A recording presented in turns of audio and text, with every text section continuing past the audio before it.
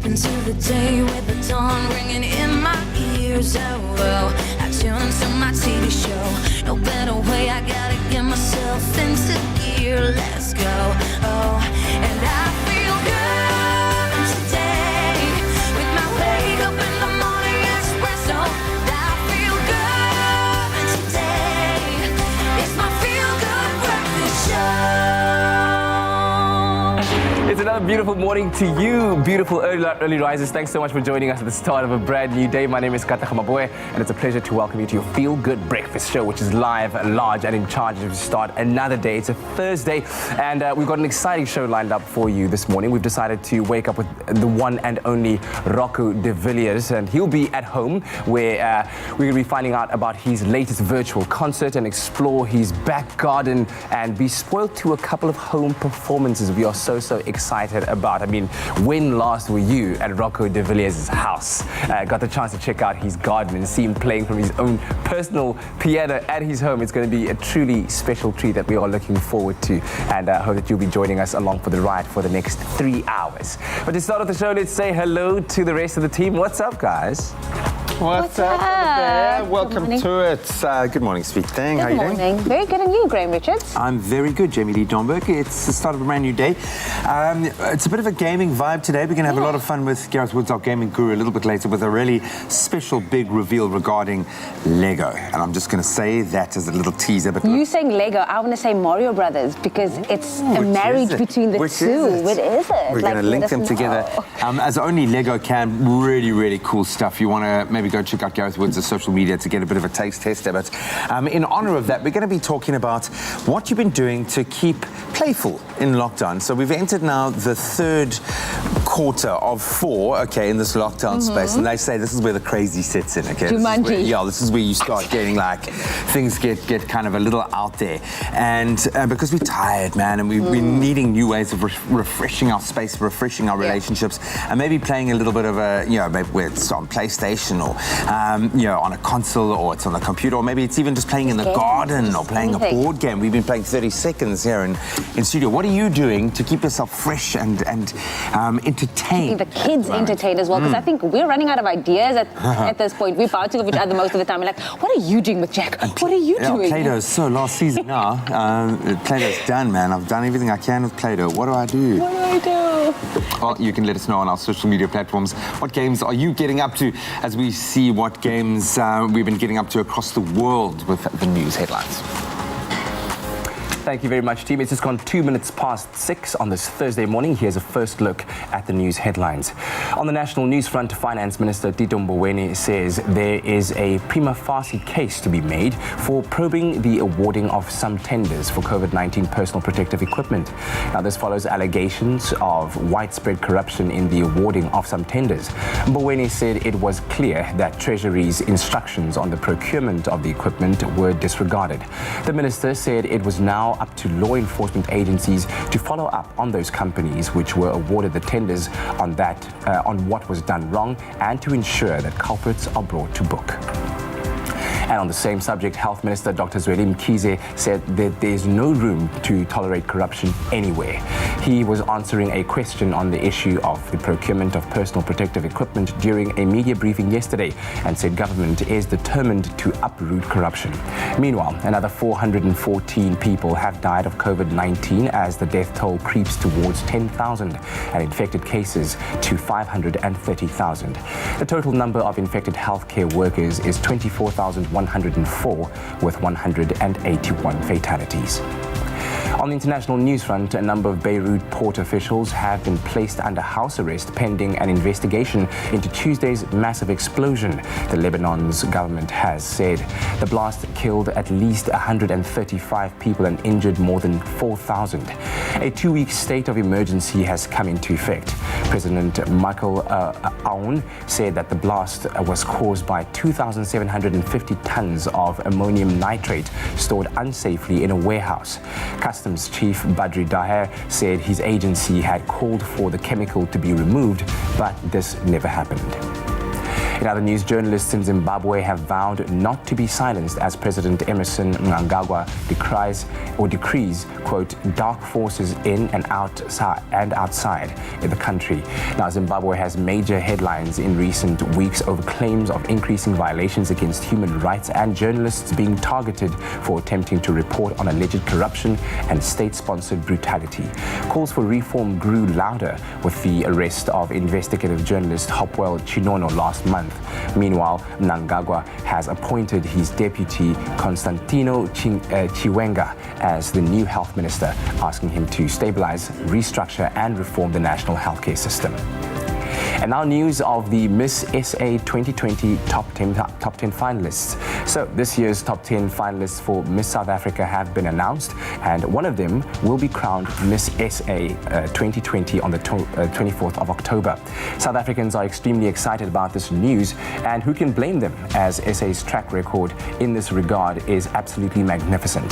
Zozibini Tunzi was crowned Miss Universe 2019 after bagging the Miss SA title. In 2017, Demi-Leigh Peters did precisely the same, and in 2014, Rolene Strauss won the Miss World title after being crowned Miss South Africa. Moreover, Penny Colin was our very first Miss World in 1958, and also the first from Africa. Annaline Creel was Miss World in 1974, and Margaret Gardner Miss Universe in 1978. Now, this year's contestants represent 6 provinces, and for the first time in the history of the pageant, the contestants who make the top 3 will represent the country at the world's 3 most prestigious pageants. Previously, the Miss South Africa organization had sent a representative to both Miss Universe and Miss World, but will now also field a candidate at Miss Supranational.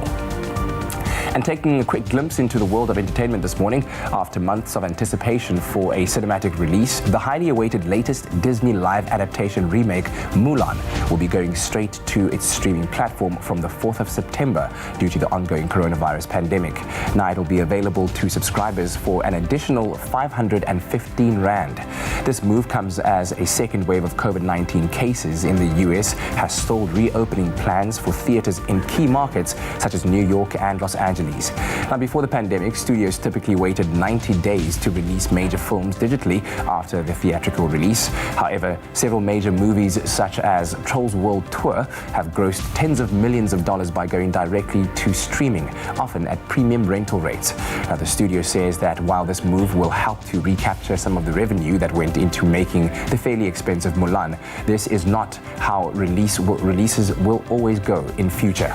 Although the experiment could provide very interesting information on consumer willingness to pay 500 Rand for a new streaming title. Well, that's news at 6 o'clock. We'll have another report for you at 7. But for now, here's a first look at what's happening in the world of sport with Graham.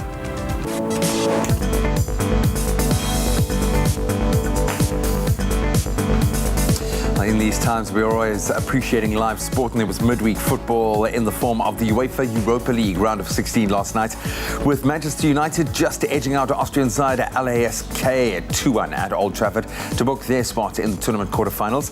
Jesse Lingard and Anthony Martial scoring for the winners, and the Ole Gunnar Solskjaer side continue to march on. In other results, Inter Milan beat Getafe 2-0, Shakhtar Donetsk overcame Wolfsburg 3-0, and FC Copenhagen recorded a 3-0 win over Istanbul Başakşehir. Then on to cricket. Pakistan won the toss and decided to bat and ended day 1 of their first test against a very busy English side on 139 for 2 at the Emirates Old Trafford in Manchester. Visitors frustrated England with Bawar Arzam and Shan Masood starring for the Pakistan outfit, reaching a 96-run partnership before bad light forced an early close. So day 2, the action will between England and Pakistan will resume from 12 p.m. South Africa time today. Then on to more news ahead of the US Open. Reigning US Open champion Rafa Nadal will not be playing in the tournament this year. And that's because of concerns over the spread of the coronavirus. The 34-year-old has now said that the pandemic is, and we quote, not under control, and therefore he will not be entering the tournament. The US Open is scheduled to take place in New York from the 31st of August and will be held without any spectators. More on all of those stories as we progress. Right now, let's get our first take on today's weather.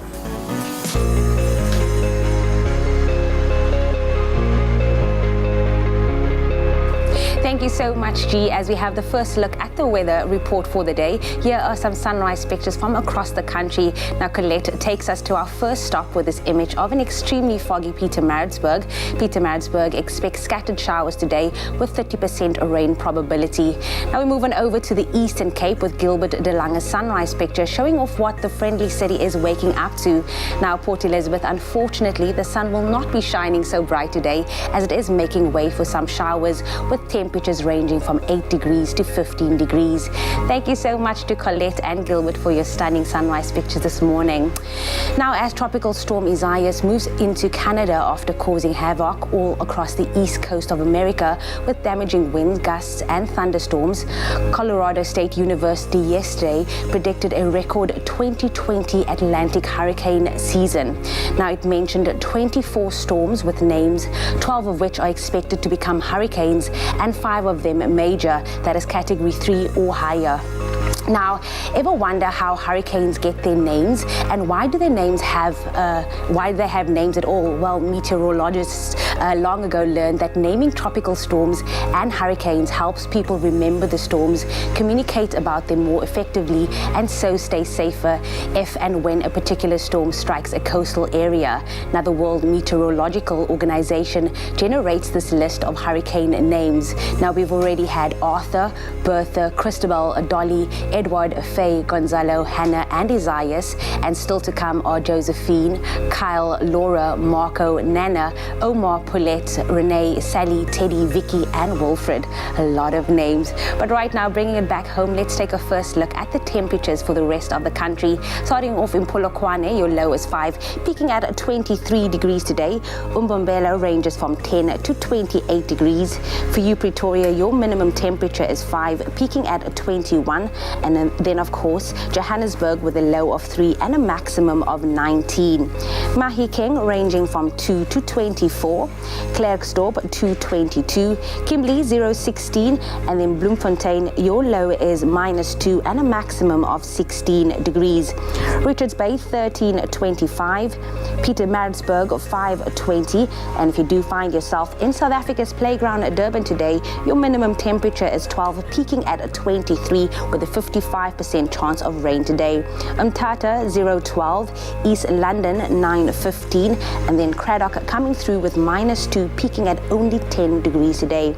The friendly city of Port Elizabeth ranges from 8 to 14 degrees. George coming through with 514. The mother city Cape Town ranging from 10 to 16 degrees with a 56% chance of rain this morning, and then Worcester 313, and then last but Sutherland -1, peaking at 8, and then last but definitely not least, Uppington with -1 and a high of 17. But of course, whatever the weather, wherever you find yourself on this Thursday, happy Klein Vrydag to all of you. Hey, I forgot that it was Klein Vrydag until you just mentioned it over there. Thank you. You see the smile light up on my face as you Klein said that. Vrydag, It is, man. It is Thursday, but it's also a continuation of a massively important month for us here in South Africa. Women's Day is this coming Sunday, so we are celebrating women all month, in fact, during August. And it's the centenary year where we recently celebrated that, obviously, in 2018, widely regarded as a mother of the nation, the lady who's going to provide the quote for us this morning. Absolutely. And of course, her name, Me Albertina Sisulu, and she's a struggle stalwart who, amidst her husband Walter's frequent trials and incarcerations, her own police detention, and her unwavering political activism, was able to raise their 4 children in addition to adopting her deceased sister's 3 children. And she was a member of course, the African National Congress's Women's League, co-president of the United Democratic Front, and was one of the women who led the 1956 March on the Union Buildings. And she once had these words to say. Although politics has given me a rough life, there is absolutely nothing I regret about what I have done and what has happened to me and my family throughout all these years. Instead, I have been strengthened and feel more of a woman than I would otherwise have felt if my life were different. Oh, talk about commitment to the cause. I know, what a life that she has lived, what an example to set right now, never mind what she's been able to do, create throughout history. But these are the kind of women we need to be celebrating this Women's Month in 2020. Yeah. So thank you so much. To the heroines. Raise a glass, man. Cheers. Only you can make my day. Warm up your winter with Super M by winning your share of 500,000 Rand in cash and prizes. Whether you need a morning pick-me-up, a midnight snack, or a study cram filler. Buy any Super M, follow Super M SA on Instagram or Facebook, upload a photo of you enjoying a warmed-up Super M, and use the hashtag #WarmUpFiller to stand a chance of winning your share of that 500,000 Rand in cash and prizes.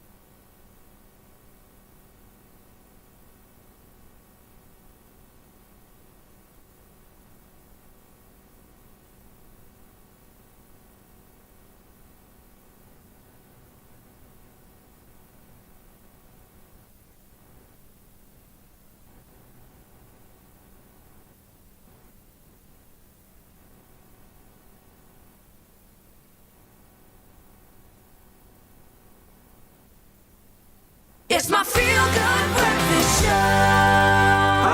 Happy birthday, a very happy birthday to you.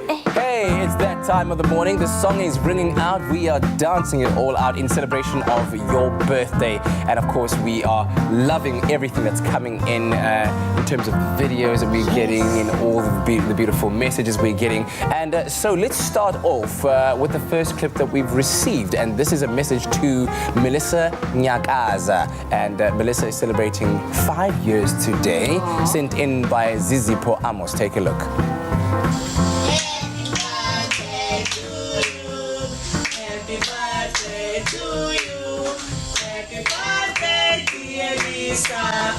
Happy birthday to you.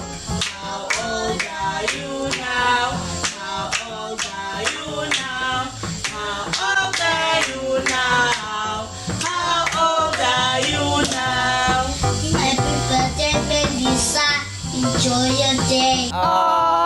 Squad goals though, like everyone is in their cozies, they're just looking cute. Oh, that is so It's a sweet. onesie party. Yeah. It's a beautiful onesie party, and I'm sure that the person behind the camera is also wearing their onesie, which makes it onesie, twosie, threesie, foursie, fivesie, because it's the 5th birthday, it's a 5zie birthday!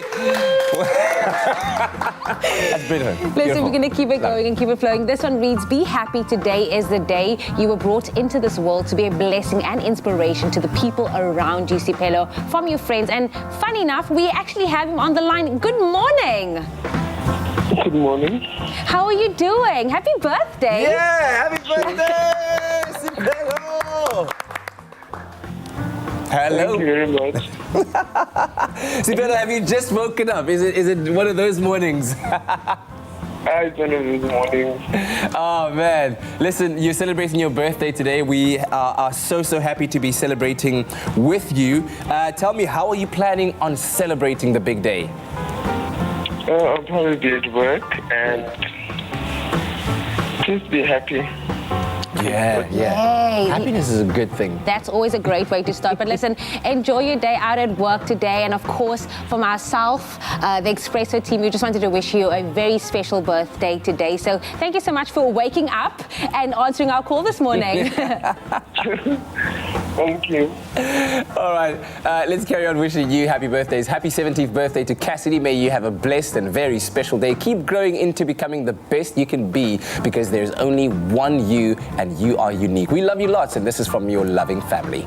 And then we wish Denzel Haupt a fantastic birthday. May God bless you, from your friends Jerome and Elaine Swart's family and all your friends as well. Happy 12th birthday to my sweet and ever-smiling daughter, Nolutando. I hope that your day will be filled with love and all the happiness you deserve. This is from Lerato Muchelele. And then I wish my one and only daughter, Lulibo Stokwe, a happy first birthday. And this is lots of love from Nkumisa Stokwe as well on your special day. God bless us with a sunshine, and we couldn't ask for someone else. May you forever sparkle and shine like a star that you definitely are. We love you so much. Enjoy your birthday. This is from Daddy, Mommy, brothers Javin and Tristan and the Finger family. And this is a message that goes out to... Yes, you got it. And then... Hey, look at that! I mean, I'm actually having a bit of a moment here today. Look at that picture. And, I'm first going to read the message. Today is your birthday, and when you came into my life 30 years ago, you changed my life forever. Thank you. Enjoy today and the rest of the year. Stay blessed. Stand up for what you believe in. Be selfless and give love, and the world will treat you good. Have a blessed year. Love, Dad. And that is actually Vardy, our director. Oh, an amazing person. Vardy, happy birthday! He's the guy who's permanently in our ears. He's like, look to camera number 3, look to camera number 2, look to camera number 4. Oh, what? Count down. No. Yeah, he's actually just shouting at us now. One in the picture as well. Aww. Oh, he's like, thank you. He's like, stand by for 1-4. And lose a product. What else, buddy? What else? What you got? What else you got? Listen, happy birthday, buddy, and happy birthday to you as well. If it is your special day today, we would love to hear your messages, see them, read them, watch them on video. So please send them through to 071-640-6551. And of course, you can also email your birthday wishes to birthdays@cordova.tv. It's that time of the morning, everybody, to link up with Rocco de Villiers live from his very own home. Wow. And he has a special performance right for us. So Kutla Adams, Rico de Villiers, good morning, guys. A very good morning to you, team. A good morning to you, South Africa. This morning we are waking up with someone extremely special in a very special place. The person is no stranger to the Expresso stage. I'm talking about South African pianist and all-round entertainer, Rocco de Villiers, everybody. And do you think I slept like this? He wakes up like this every single day. You're looking gorgeous. Thank you so much for inviting us to your beautiful and very warm home. And might I add, when we rocked up, we were met by very special people. My favorite, Clanky. Clanky. Come here. Lily, come here. Oh, they're shining camera shy. Oh, here we go. Here's Boss. We just had to include them in our interview today. Rocco, we're going to start off with, your latest project. You've been in the entertainment industry for 22 years.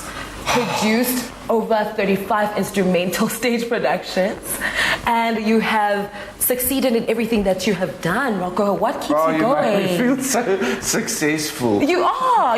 Let me get it right, actually. 13 instrumental CDs, 3 best of collection albums, 2 cocktail books, and a live DVD. Well, you know what? It sounds a lot, but in the beginning of this whole what is nomatriquentie lockdown? We must now lockdown. Yes. I put together my archive, and 22 years of work all fits into a little thing. It means nothing. No, but it Rocco. means so much, but nothing. But anyway, thank you for complimenting on and reminding me of everything I've done. Do you take milk? Yes, please. I would love some milk. Such a gracious host. Rocco, one piano is your new online concert that is launching tonight at 8 p.m. Yeah. What's the inspiration behind that? Well, basically, I didn't want to include a lot of musicians because then the production becomes very expensive. So that's why it's called One Right. No. It's a show in which I speak, it's a document of a lot of things that I've done. I tell stories about my life, what happened. I predominantly, mostly I play my own music in the show, things that happened to me. We shot it at the Rand Club in Johannesburg, which is a very prestigious building that was built in 1893.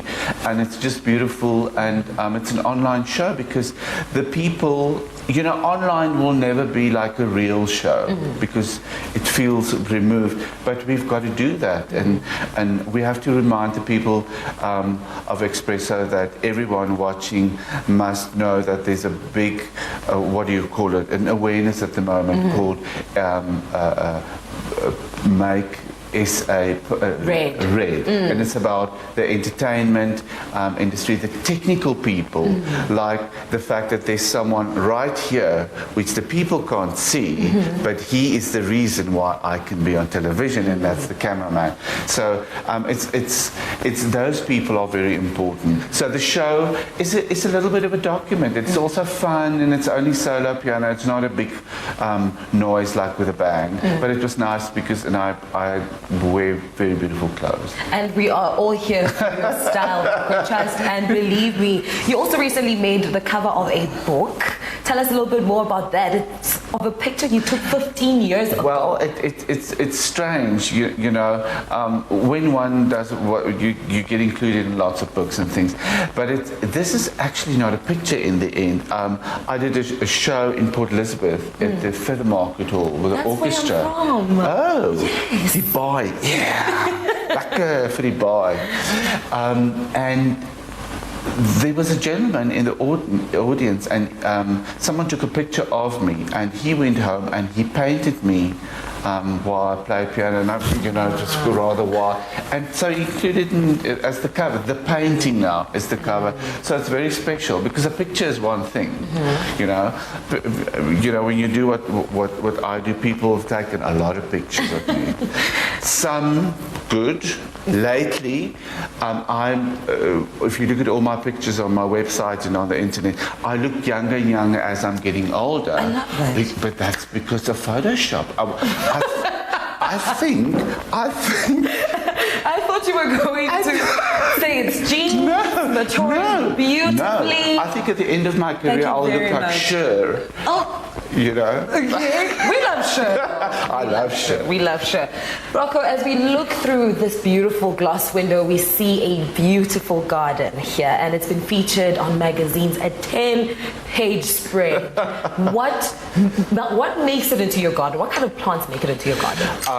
Look, I don't take any credit for the garden. My partner, Clive, and he taught me to love plants and love gardening.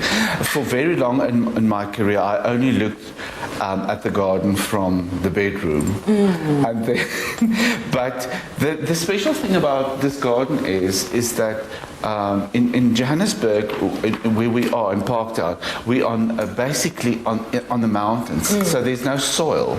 So all the plants are indigenous. It's South African plants, and they grow. I don't know if we can see that plant, maybe. Yeah, that's isn't it beautiful? That's completely South African. Oh, wow. Yeah, it's of the asparagus family. Listen to me. I sound like I'm going to do a botanical talk. He's more than a musician, okay? Rocco, I know that we are going through a difficult time, particularly for musicians, as you've mentioned, the technical crew as well around, because we're going through a global pandemic. How have you managed to keep your head above water? By doing exactly what I've done the last 25, 22 years since I started my career. It's very interesting. During this lockdown period, I wrote a whole book of poetry. I wrote 14 new instrumental pieces that I want to include in my new album. I've sorted out my whole archive. I drank all the wine in Parktown. I'm sure you regret that. I think the most important thing is that what we must know that it will pass. Yes. It won't be easy, it will pass, but just focus. Think of the outcome and that we will be okay again and be able to sit outside without a mask on, because the thing is, I don't know who people are anymore. Exactly. Because, you know, unless they wear long eyelashes Like you me. have now I will know. But I forgot to show you my Marian Fazler bling mask. Yeah. Please show us when no, you play I later will. on in the Yeah, so that performance. people know it's me. So that the people know it's Yes. you. It's been such a pleasure chatting to you this morning. I wish we could continue this conversation, but make sure to keep it locked right here on your Feel Good Breakfast show, because Rocco de Villiers is going to be treating us to not one, but two performances. Stay tuned. Only you can make my day.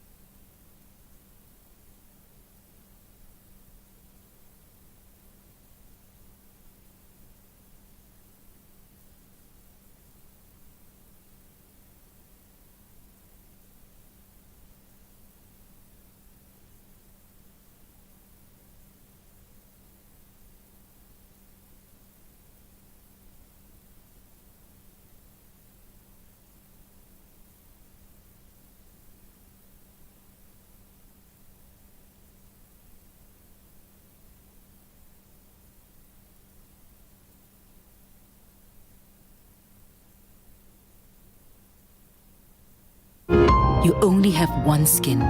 Nourish it and wear it bravely. It's my Feel Good Breakfast Show.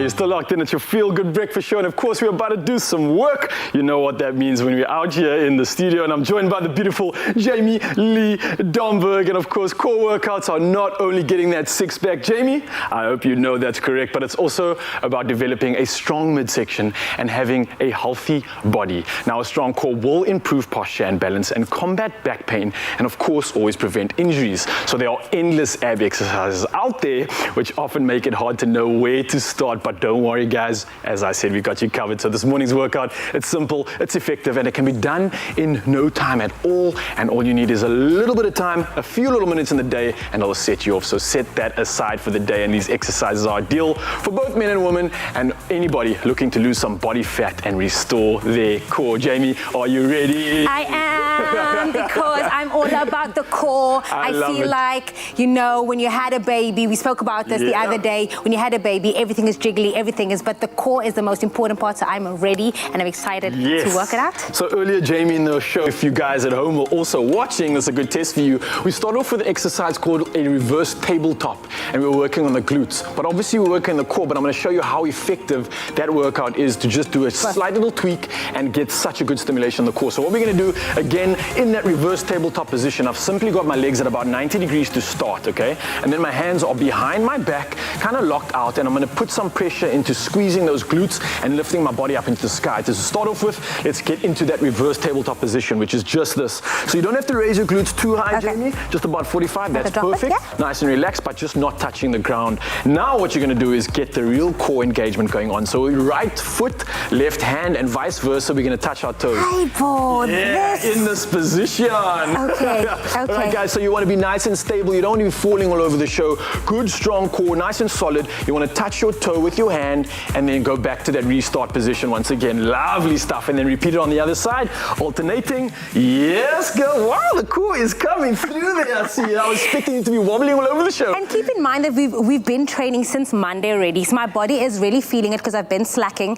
But if you've been following us at home, you obviously know that our bodies are sore and we need sometimes rest, but it's fine. Push through. We're going to get it. Our core is working out. Indeed, we got you guys, of course, and especially with this workout, the core workout today is not going to be that impactful. So although you are feeling some pains, it's okay to work your core a little bit more consecutively.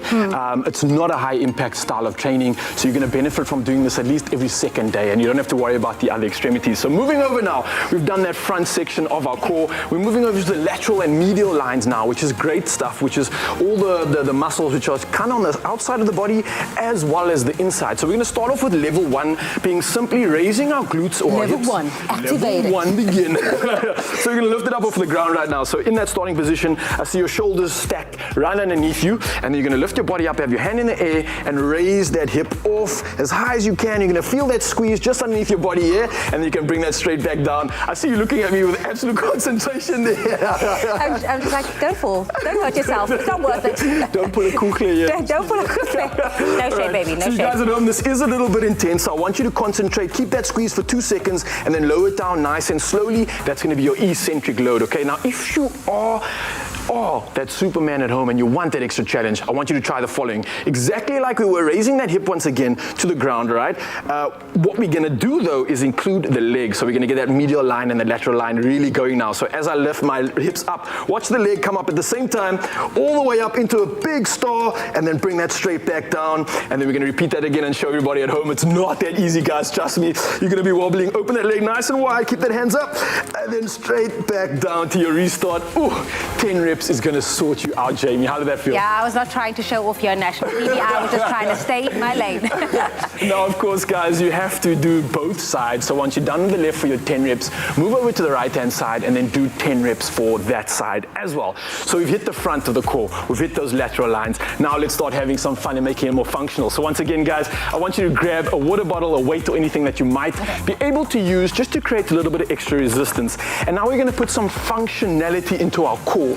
We got it strong, we got it primed, we got it activated, and now we're going to actually put all of those recipe ingredients together. So keeping your legs at about 90 degrees, we're going to start off by lifting them in the air, kind of balancing just in this position already, and you're going to go for a tap or a Russian twist. So you're going to tap your weight on the side. I see you already shaking in that position. Guys, in this position alone, without even touching it, you're going to feel a little bit of shake. That's a good thing. Make sure your spine's neutral and you know your core is being activated, but keep going. You want to go for 20 reps in total. So that's touching each side of your body 10 times.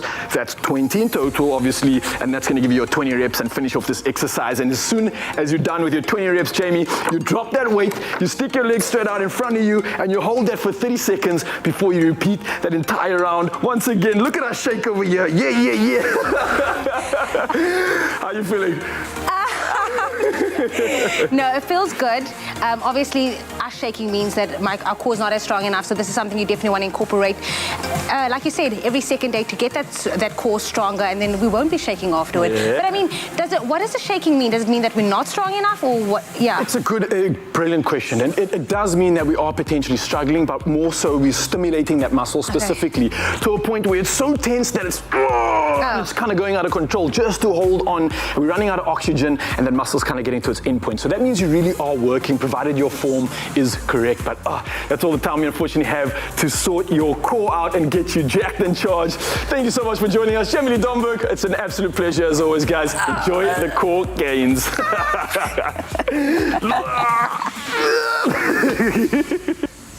Thank you so much, guys. That'll get the blood pumping now that we have our exercise done and dusted for the morning.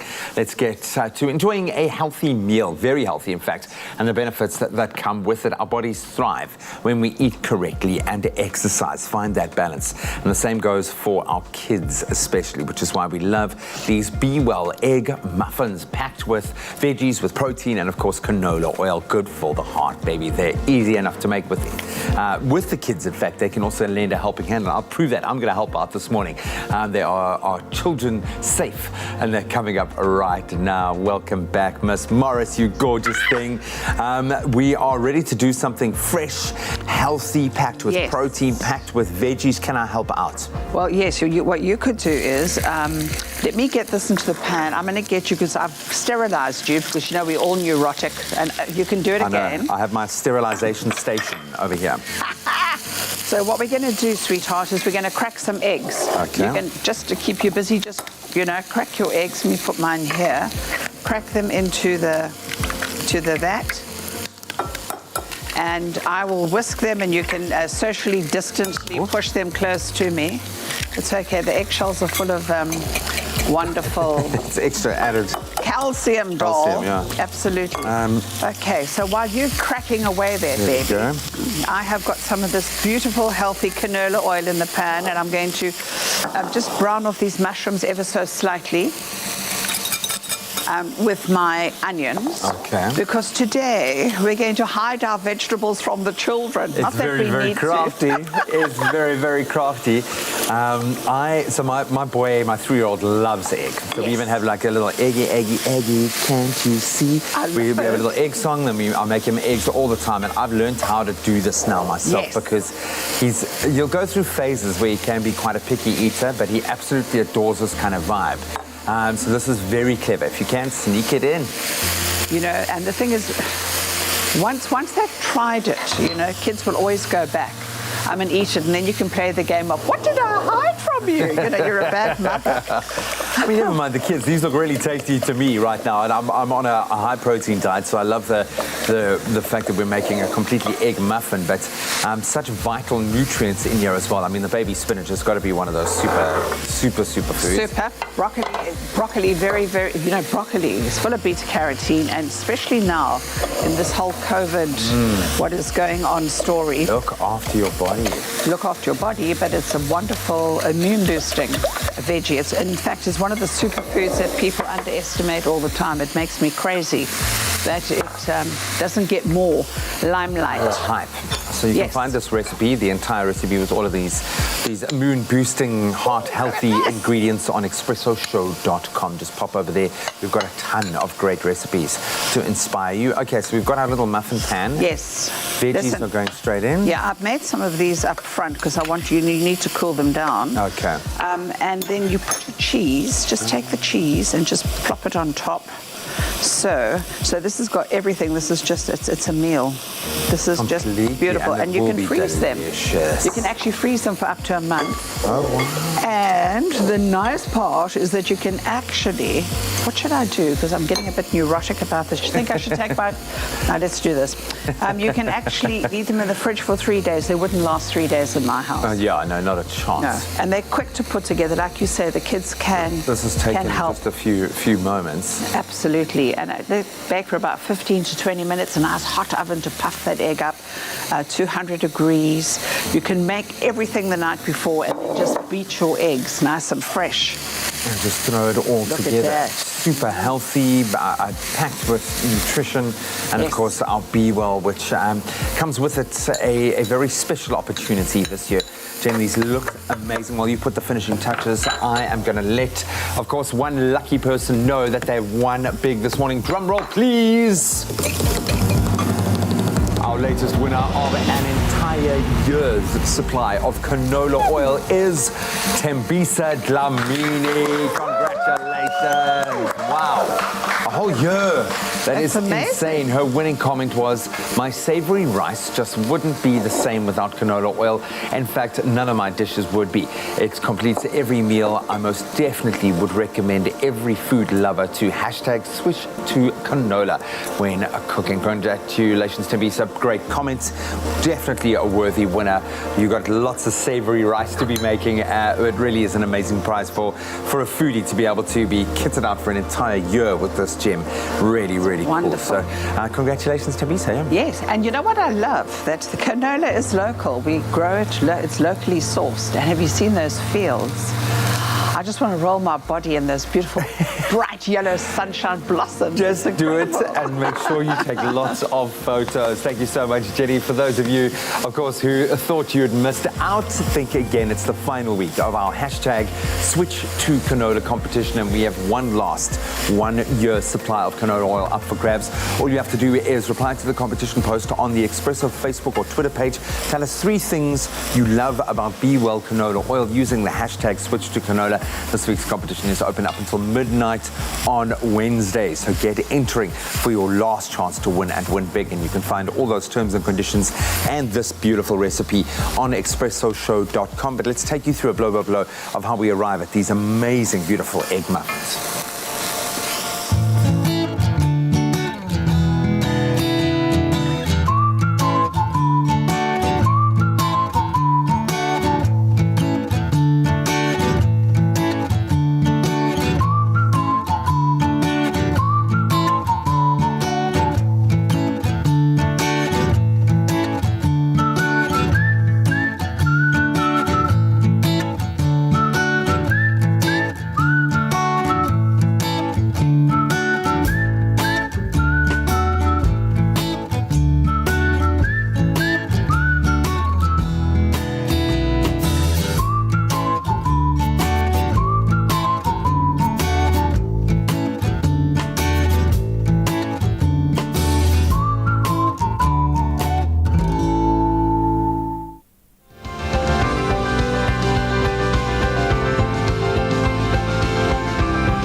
Well, love, food, life.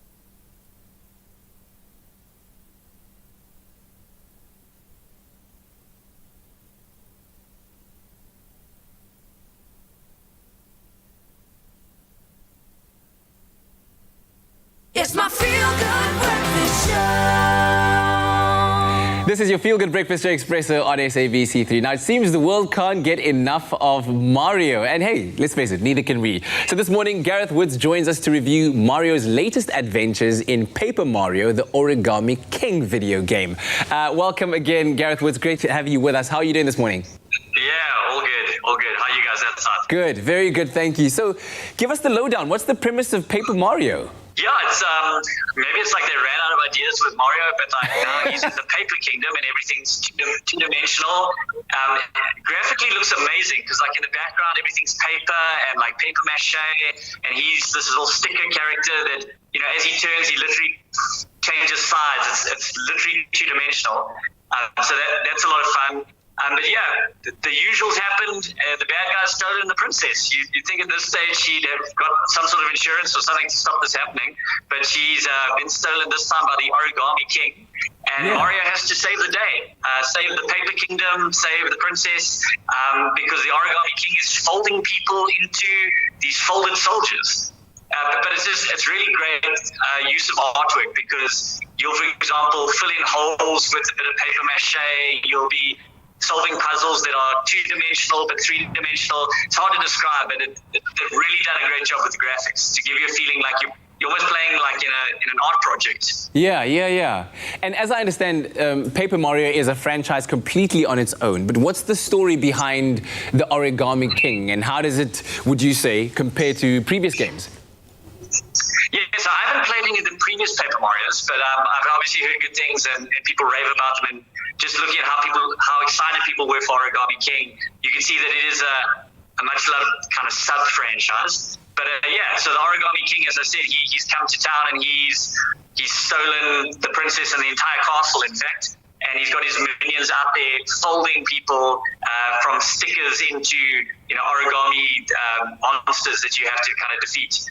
But yeah, I mean, you are then helped by your kind of little sidekick who also an origami character who happens to be the Origami King's brother to complicate things further. Wow. And yeah, you go around solving puzzles, and there's a great kind of battle system as well where they use basically the enemies are all arranged in different orders, and you have to, using a bunch of techniques, arrange them in a certain order to be able to like battle them. So it kind of mixes puzzle with a bit of action and fighting, and then the platforming that we're used to from Mario games. Yeah, as you said, visually it's great, graphically it's great.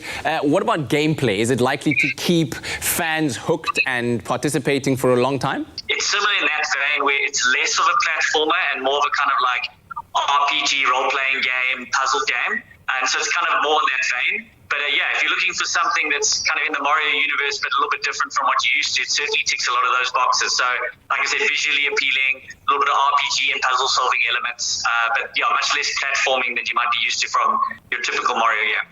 Quick little trivia question. If you had bought every single Mario game to have come out now, how many games would you have? Jeepers, I'd say like probably about 200. Yeah, sounds like it. It sounds like it. I think you're pretty accurate with that one. But overall, what's your verdict on the game? Yeah, I love it. It's also kind of family friendly. It's one of those things where your kid can play it, but you feel like you're still important because you'll hand the controllers often enough to go, Dad, help me beat this boss or help me solve this puzzle. So it's great in that sense. Yeah, my kid's 4, so I think if your kid's a little bit older, you probably won't be needing your help. But yeah, good fun. I'd give it a solid 8 out of 10. Family friendly, super fun, lots of cool puzzles, and visually quite appealing. Gareth, it's always great to hook up with you, man. Thank you so much. Cheers. Oh, there you have it, a different take on the beloved Mario franchise and Mario character, but a fun, breezy, and not too intense RPG for you to play, and maybe along with the entire family, it could be quite some entertainment for the weekend. Give it a try and let us know what you think. Thank you so much, gentlemen. Loads of fun. It's amazing to me because I used to be like, I was so big on the Mario Brothers when I was a child. The fact that it's still so hot right now and they're still rejuvenating it and finding new ways, absolutely love it. Gareth Woods, we love you, man. I always thought that we had a better job, but I feel like Gareth Woods has the best job, but also the best time. Can you see that? I remind him all the time, but he is really good at what he does, so he deserves it, man. Well, of course, we put it to you. What games are you guys playing at home during lockdown? What have you been doing with the kids? We've had some great comments coming through. Cliche Jade Flanders saying, good morning, Expresso. We taught a five-year-old, presumably their own, how to play snakes and ladders. We played Rummy Cup, dominoes in 30 seconds. In May, we welcomed our first baby. And then the game stopped. Which means the game stopped. I know what you're saying. Naomi says, good morning, Expresso family. Taught our 3-year-old grandchild skipping rope and how to play dominoes and card games. Very good, keeping them active as well during this time. A lot of fun. And then Dikaledi and Patlele saying, good morning, family. Since it's lockdown, me and my kids, we're singing preschool songs and counting numbers so they cannot forget what they did when they returned to school. That's a good idea. I always try to tie in an educational element. I'm just worrying that Jack's going to surpass my educational kind of successes pretty soon, and he's only 3 years old. I'm going to teach him like high school maths, and I'm going to algebra, the 1 is to the 5. I'm going to struggle, man, but we love it. We love the fun and games. So if you have had a little bit of fun with your little ones, maybe there's an old game, a cool card game, Uno, something that you're playing with your family, let us know on our Expresso Morning Show Facebook page. We'd love to hear from you.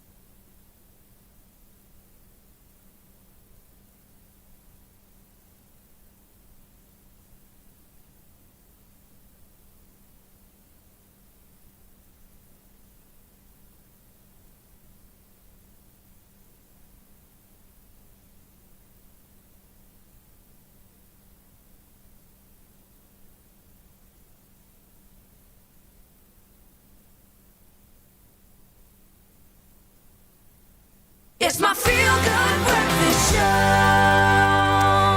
Welcome back. You're live with Expresso. Thank you so much for keeping it locked. We're about to enter the second hour of the show. Absolutely. The fun and games are going to be continued right here. And, of course, we're still catching up with Rocco de Villiers in the comfort of his own home. What a beautiful home as well. I mean, Kuthe is living her best life. But right now, let's find out what's happening in and around the world with Kat. It's 2 minutes before 7 o'clock, and with the rain raging outside, here's a look at the news headlines of the day.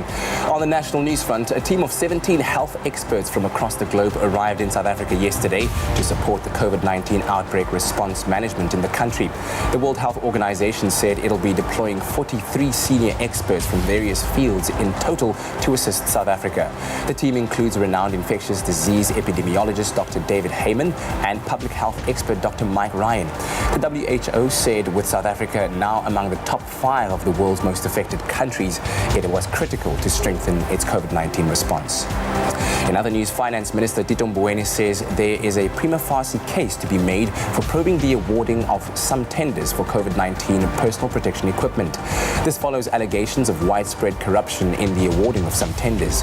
Mboweni said it was clear that Treasury's instructions on the procurement of the equipment were disregarded. The minister said it was now up to law enforcement agencies to follow up on those companies which were awarded the tenders on what was done wrong and to ensure that the culprits are brought to book. Taking a look at international news, the UN's cultural organization UNESCO is backing a $1 million plan to help restore the heritage of central Mali damaged by recent armed conflict. The cliff of Bandiagara, a World Heritage Site, is famous for its homes carved into the rock. Intercommunal fighting has destroyed a number of villages in the area, also known as the land of the Dogon, as well as artifacts. UNESCO has teamed up with the Switzerland-based International Alliance for the Protection of Heritage in Conflict Areas, which is providing the capital. Now, a number of Beirut port officials have been placed under house arrest pending an investigation into Tuesday's massive explosion, the Lebanon's government has said. The blast killed at least 135 people and injured more than 4,000. A 2-week state of emergency has come into effect. President Michael Aoun said the blast was caused by 2,750 tons of ammonium nitrate stored unsafely in a warehouse.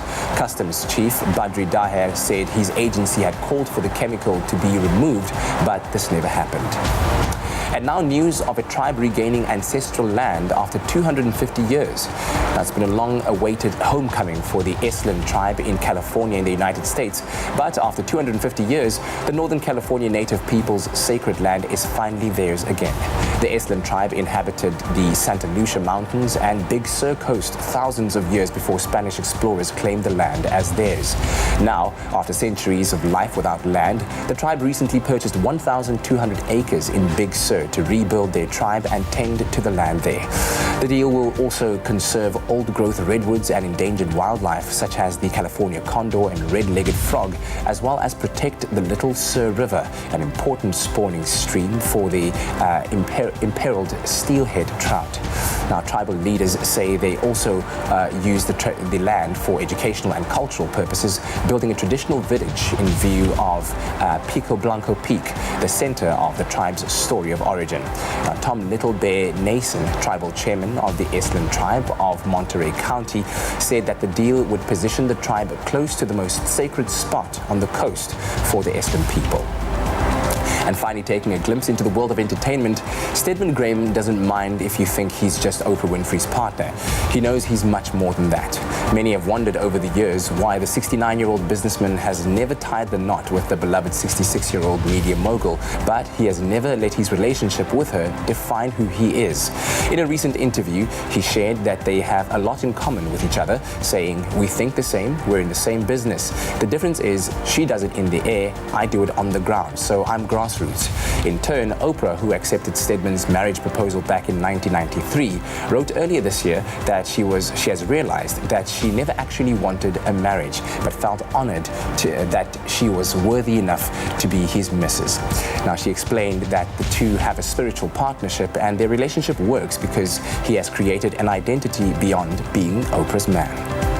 And on that note, that's it for the news at 7 o'clock. We'll have another report for you at 8. Right now, here's another look at the sporting headlines with Graham.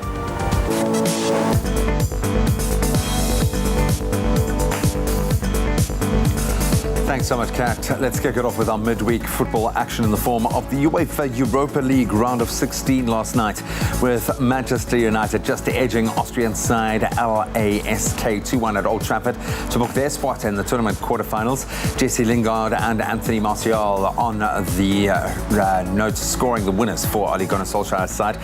So now the results: we saw Inter Milan beating Getafe 2-0, Shakhtar Donetsk overcoming Wolfsburg 3-0, and FC Copenhagen, they recorded a 3-0 win over Istanbul Basaksehir. On to cricket. Pakistan won the toss and decided to bat and ended day one of their first test against a very busy England on 139 for 2 at the Emirates Old Trafford in Manchester. So the visitors, they frustrated England with Babar Azam and Shan Masood starring for Pakistan, reaching a 96-run partnership before bad light forced an early close to play. It's day 2 action between England and Pakistan that'll continue from 12 p.m. today. Then on to news ahead of the US Open. The reigning US Open champion Rafael Nadal will not be playing in the tournament this year. That's because of concerns over the spread of the coronavirus. The 34-year-old has said that the pandemic is, and we quote, not under control, and therefore he will not be entering the tournament. The US Open is scheduled to take place in New York from the 31st of August and will be held without any spectators. That's where we leave our sport. Renal Kutle is standing by in Johannesburg to bring us the latest on the weather front.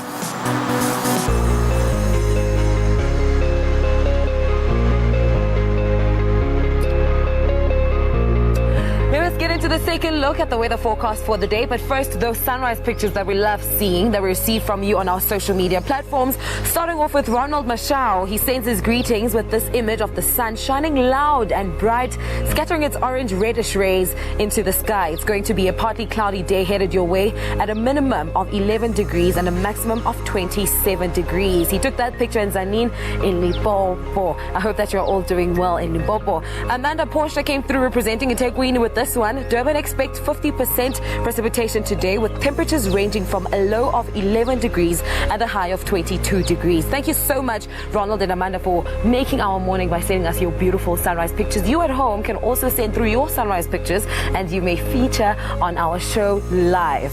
Now, moving across the board, as Tropical Storm Isaias moves into Canada, causing havoc across the east coast of America with damaging wind gusts and thunderstorms, Colorado State University yesterday predicted a record 2020 Atlantic hurricane season. It mentioned 24 storms with names, 12 of which are expected to become hurricanes and 5 of them major. That is category 3 or higher. Now, ever wonder how hurricanes get their names and why do they have names at all? Meteorologists long ago learned that naming tropical storms and hurricanes helps people remember the storms, communicate about them more effectively, and so stay safer if and when a particular storm strikes a coastal area. The World Meteorological Organization generates this list of hurricane names. We've already had Arthur, Betha, Cristobal, Dolly, Edward, Faye, Gonzalo, Hannah, and Isaias. But still to come are Josephine, Kyle, Laura, Marco, Nana, Omar, Paulette, Reen, Sally, Teddy, Vicky, and Wilfred. Now, those are really scary news, but I hope that people in those specific regions are all safe, particularly during a time of a global pandemic. But now let's bring it closer to home here in Mzansi Africa with our daily temperatures. Polokwane 5, reaching a maximum of 23. It's a sunny day in Bombela at a maximum of 28, but with a morning temperature of 10 degrees. Pretoria, your temperatures range from 5, reaching a high of 21. Jozi Maboneng, 319. Mahikeng, your low is 2 degrees, reaching a high of 24. Klerksdorp is 2 as your low, reaching an afternoon temperature of 22. Kimberley, the Big Hole, 016. Bloemfontein starts off the morning below 0 at -2, reaching a high of 16. A partly cloudy day in Richards Bay at a low of 13, reaching a high of 25 with 25% chance of rain. Pietermaritzburg, 19% chance of rain, so if you are headed out, make sure to prepare for that. Your low is 5, reaching a high of 20. South Africa's Playground, 55% precipitation. Durban, with a low of 12 degrees, reaching a high of 23. As we move forward to Mthatha in the Eastern Cape, 0-12 are your temperatures. It's a rainy day, Eastern Cape actually, with 68% chance of rain. East London, 9-15 with 76% chance of rain. And Cradock, -2, reaching a high of 10 degrees. Port Elizabeth, it's also a rainy day for you, at a low of 8, reaching a high of 14. George, it's a rain with Partly sunny at a low of 5 degrees, reaching a high of 14. Cape Town, the mother city, 10-16. Worcester, 3-13. And Sutherland, -1, reaching a high of 8. And Uppington, -1, reaching a high of 17. Now, that is your 7 o'clock weather roundup. We look at yet another weather report at the top of the hour. But right now, let's chat to a game ranger of the year, Don English.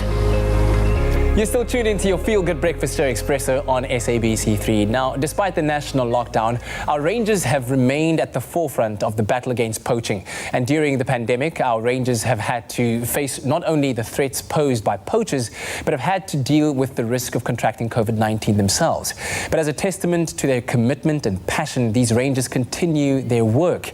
And just recently, one of our very own Rangers, Don English, was awarded the Best Game Ranger Award for 2020 from the prestigious Reiner Conservation Awards. And the awards aim to recognize a wide range of exceptional individuals and organizations and raise awareness of the amazing work that they do. Don now joins us via video call to tell us all about what a year it's been and, of course, the work that he does. Great to have you with us, Mr. English. How are you this morning? Very well, thank you. First of all, congratulations on the award. It must really mean a lot to you. Tell me a bit more about what it does mean to you to win this award. Seeing that it's an African award, it really means a lot. And what's extra special about it and more meaningful than a lot of other awards one receives is the fact that the nomination came from the section rangers who work under me. So that form of recognition means far more than from top down. And you led the team that works at the Intensive Protection Zone in the Kruger National Park, where you've been successful in lowering rhino poaching activities year on year. Tell us a bit more about the specific work that you and your team do and how you've been able to just execute it so exceptionally. Well, being a game ranger is like being a game farmer on a far bigger scale. So you do everything from conservation management to law enforcement to public relations to community work outside, with specific reference to the reason for the award being anti-poaching. We have 6 sections, which are areas in the IPZ. Each one has a section ranger and between 15 to 20 field rangers who do the hard work. They're the actual coalface, and the section rangers and myself coordinate all these efforts. That will be, every day just getting up, looking for an incursion, arranging for follow-up, following it up and trying to push it through to the actual arrest and removing the poachers and firearms from the system.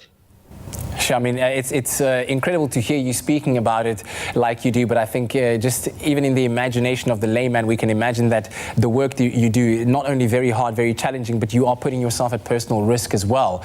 And during the lockdown period specifically, you've seen the biggest decline in rhino poaching. In fact, during April, no rhino were killed in the Intensive Protection Zone for the very first time in almost 10 years. That is a mammoth effort from you and your team. How were you able to do that successfully? I think it was a combination of a lot of factors. I think the actual lockdown played a very big role in the sense that all our ports were closed. So the horns can't get out of the country. The rhino horn price, as a result, dropped drastically. And our gates were closed to tourists. And one of the worst forms for us to combat at the moment of rhino poaching is what we call drive-in and drop-offs. That's where people come to a gate, they pay like normal tourists, and they come in and they execute their poaching activities. And then obviously no one mustn't forget the effort by the rangers on the ground. I mean, that is the actual, ultimately the cause of it. Well, it's absolutely incredible and a privilege for us to be able to report on this in congratulating you and your team for your achievement and just the sheer tenacity and persistence that you and your team continue to show against poaching. Just doing incredible work that ensures the safety and the legacy of our heritage in our animal population. So thank you very much for that and congratulations once more. Thanks very much and have a good day. Mr. Don English over there, the winner of the Game Ranger of the Year Award for 2020, and exceptional work from him and his team. It's my feel-good breakfast show.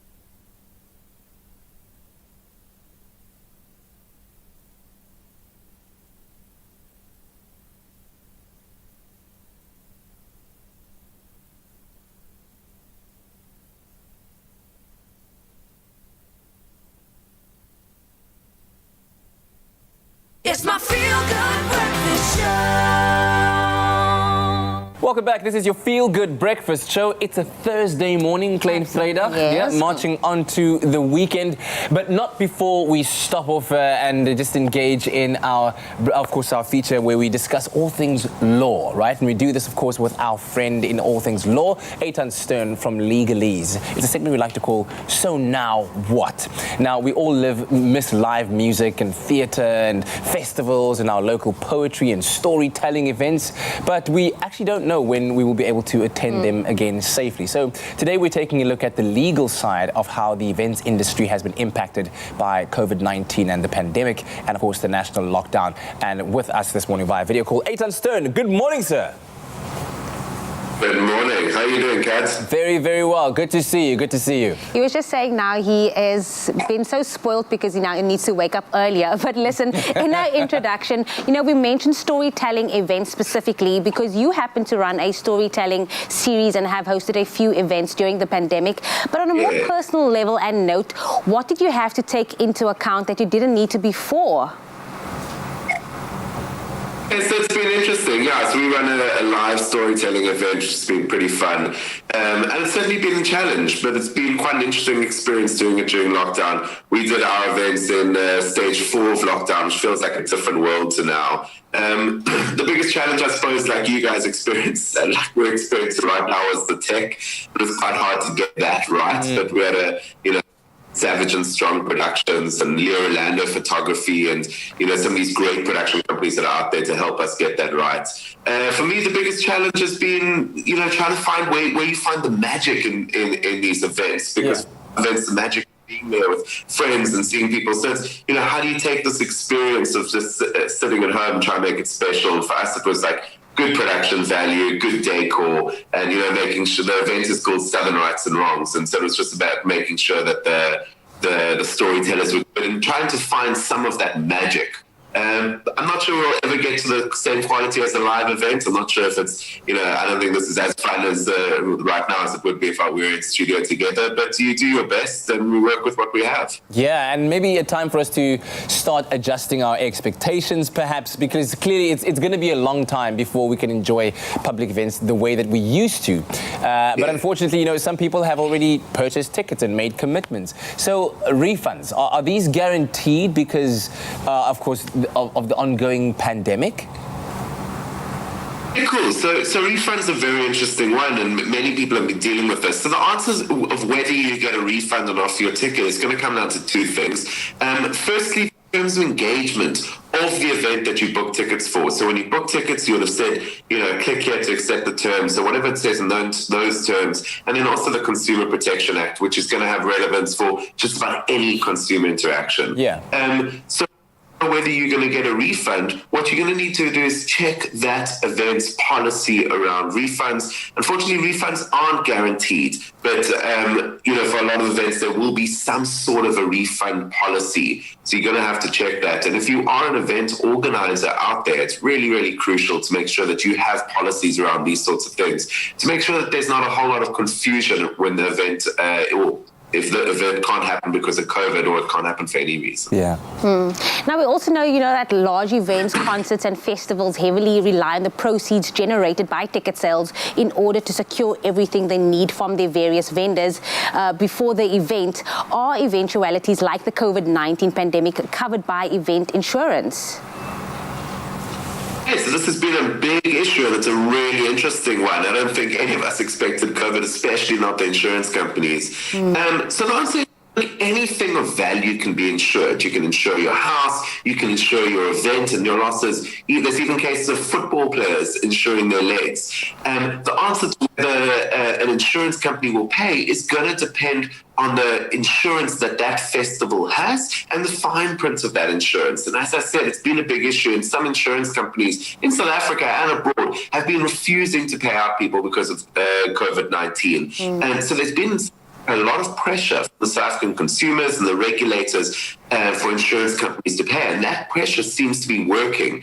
And insurance companies have been paying our people businesses that have suffered loss because of COVID-19. But this is likely going to be an ongoing story. So if you're out there, you have an event, you lost money because of it, check your insurance policy, see if they're supposed to pay, and then make a claim, because that, at the end of the day, is actually why we have insurance. Eitan Stern, thank you very much for joining us, but do stick around because we will be back in a moment figuring out so now what with lawyer Eitan Stern from Legalese. But while we can't enjoy our concerts, let's enjoy Rocco de Villiers for a moment because we are in great company this morning. Indeed, and Mr. Rocco de Villiers, who we are waking up with this morning, is going to be hosting his own online concert. So he has a beautiful opportunity for you as a South African to support artists to really take in a knock. And I know that Rocco supports the industry more than many.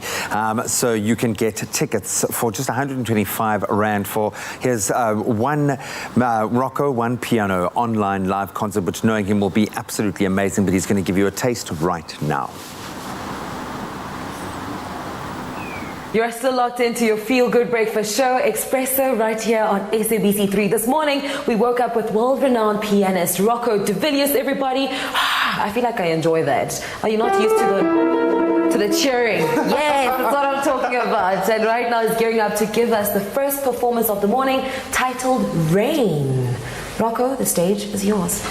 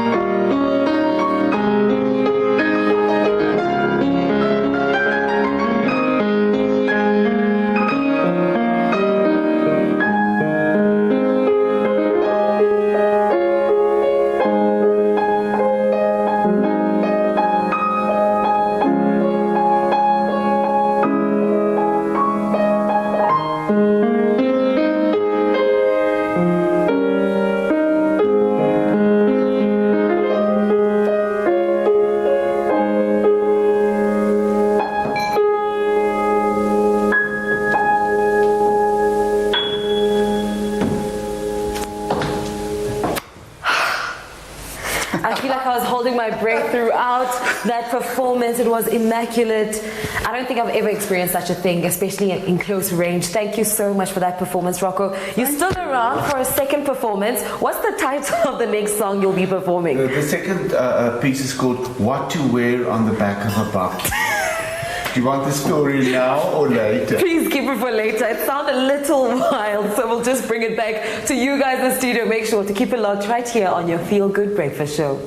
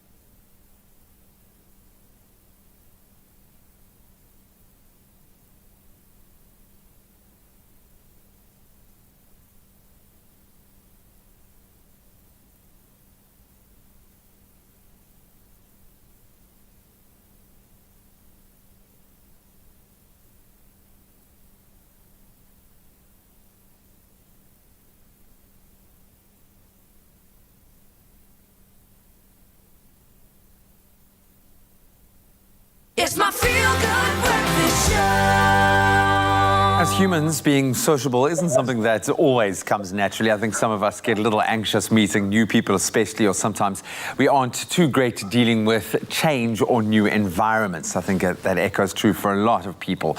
And get this, our pets are exactly the same. Dogs and cats need to be actively socialized to help them conquer life with confidence and comfort as well. And of course, there is only one person we can call on to help us in these times of need. It's the ultra cool vet from Ultra Pet, Dr. Karin Brunk. Karin, Doc, always great to connect with you. How are you this morning? Fine, and you? Very good, thanks. It's funny to think of our pets needing to be socializing or socialized, if you will. When we talk about socializing a pet, what exactly do we mean?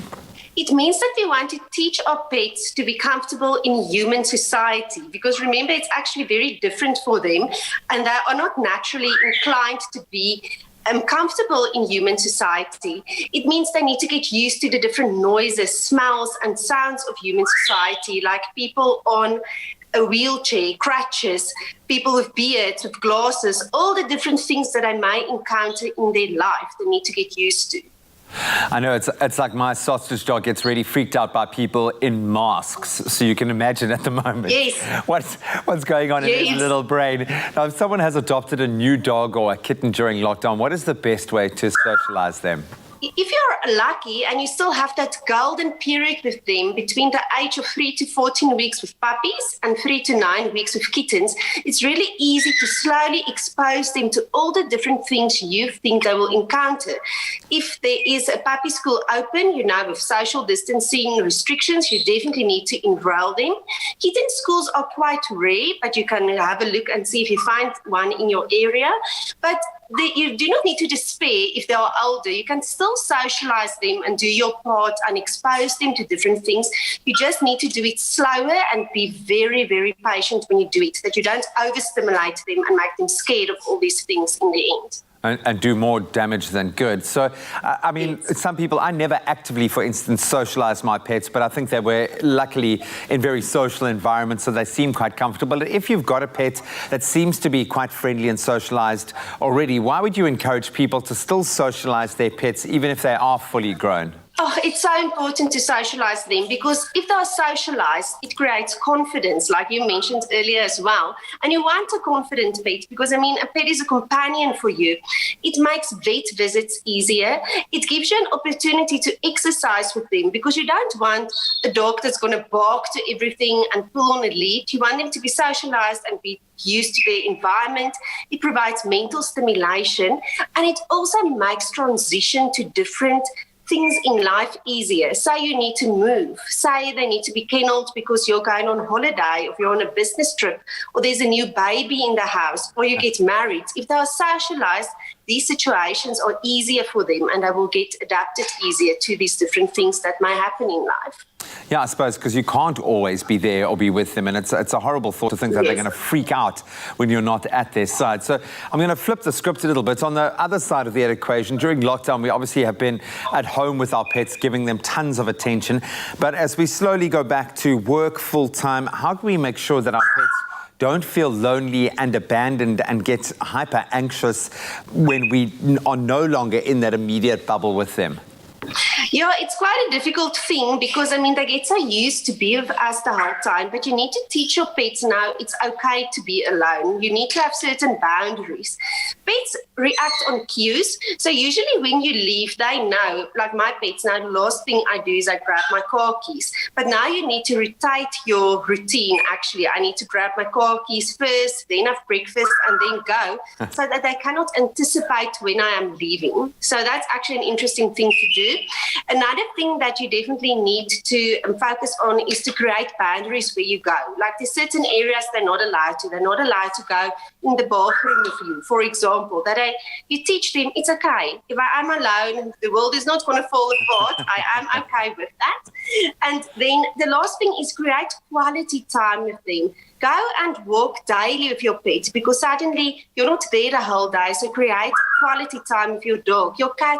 Create a play time or a cuddle time for them, that you have quality time with them. I love that. And we get to benefit from quality cuddle time as well. It's a win-win situation. Yes. Yes, Doc, we thank do. you. We do. Thank you so much. I'm glad that your parrot was in the background. You still haven't shown him to me, so you've got to promise me the next time that you're going to have the full menagerie of animals there. He actually attacks himself on the screen. That's why I don't have him with me. It sounds like someone needs a little bit of socializing, I think. Oh, that's too sweet for words. But thank you so much. Some really wise words there. We really always do get so much from our conversation, so thank you so much. It's a pleasure. Have a nice day. You too. If you have any questions about your pets, even your parrots, you can ask Dr. Karin yourself on the Ultra Pet website. Under the Ask Dr. Karin section, she really does answer, and she's got such an incredible knowledge base, so make sure you use that resource. Simply visit www.ultra-pet.co.za.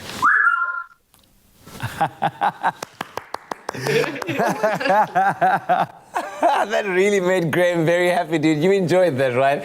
All right, so from finding ways to keep your fur kids entertained during lockdown to keeping your two-legged kids busy in the kitchen. Clover Fresh Milk is the #1 milk brand in SA. Made with love by Clover. Now, anyone who enjoys baking always has that one go-to biscuit recipe that they bake from time to time. And today we're shaking things up with our Clover Butter Shaker Biscuits. A fun recipe for you and the kids to enjoy baking together. And we're joined by food writer Herman Lensing to show us how to make this recipe specifically. And I'm very happy to be using this particular ingredient because as I was looking at it, this Mooi River salted choice butter. The Mooi River is a river that runs through my hometown of Potchefstroom. Yes, so it it's a harks lovely all the way river. back. But it's good to see you, Herman. It's been a while, It's always nice to be here. You're a movie star. You've just come off a set of a movie. I wouldn't go so far. But you've been keeping yourself busy reimagining different recipes as well, and this is one of them. Tell me about these butter shaker biscuits, yes. So obviously, when I guess speaking English is my most difficult thing for me in my whole entire world. So when I think of kids, I don't have kids myself, but the kitchen is a magical place to entertain kids and to keep them busy. Like you can teach them about science, you can teach them about math, you can teach them about discipline. So it's a great way to entertain kids. Absolutely. So this biscuits is a very simple, easy recipe. Of course, ons begin met lekker butter. Life is too short not to use real butter. Yes. So in your bowl, butter. Then we're gonna, like the food people say, we're gonna cream the butter. Like the food people say. Yeah, cream. It's very snobby. The roomy butter. You know those food people? Yeah, they speak like that. I'm not one of them. So we cream the butter, and at the same time we add some caster sugar. Okay, good. You can also substitute it for, yes, it's a big word, substitute. Hier Afrikaanse kind. You can substitute the caster sugar for icing sugar. Yes. If you use icing sugar in a biscuit, you get a more sort of a biscuit that can last longer. It's a bit, I break it so much. Yes, okay, all right. So we cream that. When you're using one of these hand mixers, I mean, if you don't have one at home, you can incorporate some elbow grease. You just need to kind of work it a bit more. Like this buddy, I'm not a gym person, so this is the only exercise I get used to. I like to use the machine in the gym. Okay. All right. So what kind of consistency are you looking for there? You're looking for the caster sugar to kind of be nicely incorporated. Like so like this is a wolk van butter, like very light, very airy. Yes. Obviously delicious. Lovely. You can also, if you want to, you can add now like vanilla essence or a bit of rose water, orange blossom. Like give your imagination vrije deals. Okay. Then our flour, always use cake flour when you make biscuits or things that are. You don't want to use a bread flour because there's too much gluten in there. Okay. Ons bakkie broodie. Cake flour. Ons bak 'n cookie. Cake flour is the one to go with over here. And then this is the nice part for your kids. So it's like a mosa, don't worry about it. Someone will clean. Okay, so we mix a bit of it in. Get them involved. Get them involved in the process. And then the last third. Okay, good stuff. Hierdie ding. Okay, mix it into, I don't know the English for this thing. It's a spatula. A scraper. A scraper. Yes. No, a spatula. You mustn't confuse me. I only know so many English words. I prepared very well. I'm trying to upgrade you here, man. Okay, then you take your hands because those are the best tools in the kitchen. And also for kids, I think it's important to teach kids about how things feel, that tactileness. And if you feel your food, you're in touch with your food. Yes, absolutely. So you're going to, and of course the warmth from your hands is going to melt that butter a little bit more. And and allow it to. Yeah, now all the foodies are going to phone me because you're saying the wrong things here. When you use butter, you must not add too much heat. So this is the coolest part of your hands, the hierdie and your fingertips. So you just lightly mix. Yeah, can you feel? I'm trying to test the temperature. It actually does feel slightly cooler. Okay. Another thing or two, and then it just comes together in a little dough ball like that. But now we're making TV. So one prepared earlier on. So when you roll out dough, it's important not to use too much flour because you want to have that light melt in the mouth. Remember, we're using this beautiful butter. So we want to make sure the butter shines in this recipe. So klein bietjie meal, lekker on your surface. Get your kids to help you. Klein bietjie sê jy? Yeah, just a little bit. Someone else is going to clean. I'm going home afterwards. Then you roll it out. Roll it out to what kind of thickness are you rolling it out to? We're going to put a lot of, you can see there's a lekker dik cookie daar. Jy gaan vir week aan hom eet. So the thinner the biscuit, the better. Lovely. It's really soft dough. Remember, only using butter and flour and sugar. So yes, 3 ingredients. And a few interesting things about the Clover Moy River salted butter. It contains no artificial coloring or flavoring. It's made with real dairy, with no additives, and it's made from farm fresh pasteurized cream, and it's great for spreading on fresh bread or baking and cooking. You can use it for that too. It adds flavor to any meal and is perfect for this butter biscuit recipe that we're making. One of my favorite quotes, I think Julia Child said. She said, if you're scared of cream, just use butter. So there we go. There we go. Thank you, Julia Child. Yeah. Okay, so like a dun uitgerol. Now this is the fun part. You can use any cutter you want. Like a little dog cutter like this. You don't feed it to your dog though. No. Ons gaan 'n ronde cutter gebruik. I like things simple. And even if you don't have a cutter, there's so many lids you can use in the home. Anything. You can even cut it with a knife. Like, life is too perfect. We put too much pressure on people to make things perfect. So like a free-form biscuit. Yeah. I like that idea. Okay. So important, because the dough is so soft, you lift it up gently. Baking tray, piece of bakpapier. Yeah. What is that in English? Baking paper. Baking paper. That would work. Okay, so on your tray, so you want a solid biscuit like that, and then we obviously want to put the sprinkles in and all the beautiful things. So a smaller cutter. Yes. And you just make a little gaatjie. Yes. And now you're supposed to just gently lift that one out. Oh, okay. You see, maybe you would want to do it on the table. Maybe that's actually a better plan, you see. I like to make things difficult. So on your tray, challenge yourself. Don't throw away that little stukkie wat jy uitgesny. You can still use that. Like a cup of tea, lekker eet hom terwyl jy wag vir die gaste. Then we bake them. Lekker golden brown. So they're going to look like this. You see, a circle turns into a magical star in the oven. It's amazing. Yeah, magic. Then you take hierdie lekker, those normal sugar sweets, those any sugar sweet. Yes, okay. Break it up, let your kids do it, let them feel it. Onto your baking tray, add a few little... Is this now while they're hot? No, you let them cool down. Or you can choose that, doesn't really matter. Good. So on your baking tray, your little sweets in there, back into the oven, just let it melt. A few seconds, not too long. And then you end up with something like this. Isn't that just beautiful? It's like a filtered glass. Yeah, lovely. Beautiful. Absolutely stunning. Okay, now we're not done yet. Oh, we're not? No, there's too many steps in this recipe. So your biscuit like this. Fortunately, if you'd like to follow those steps step by step, check out the recipe on our website, expressoshow.com. And that way, it won't feel too long. No, it won't. And it's kids. Remember, you want to have to spend time with your kids. Yes. The beste plek in die wêreld waar ek geleer het van die lewe was in the kitchen. My mom taught me about life, so that's nice. Then white chocolate, all along your edge. Melted white chocolate, lekker. There we go. You don't have to work perfect. Good work. This is the glue. Loving it. And then? Then we take a biscuit with no filter. No filter, yes. On there. Stick it on. Prachtig. And then some sprinkles. So put a bit of sprinkles. Okay. Yeah, that's why we call it a shaker biscuit. Shaker biscuit. Okay. And then... AKA skit your biscuit. Skit hom, lekker. Okay, good stuff. And then some more chocolate. And then another layer. Yes, those cookies you can eat for days. So you can make them as tall as you like. Into the heavens. Wonderful stuff. Wonderful. And then you end up with you can make some music. Oh, you can shake it. Yes. That's amazing. The name says it all, my friend. Wonderful. Okay, so check out the recipe on our website, expressoshow.com. Herman, thank you very, very much. Pleasure. Try it out. Let us know how your shaker biscuits turn out. Absolutely delicious. That's very cool. Lovely.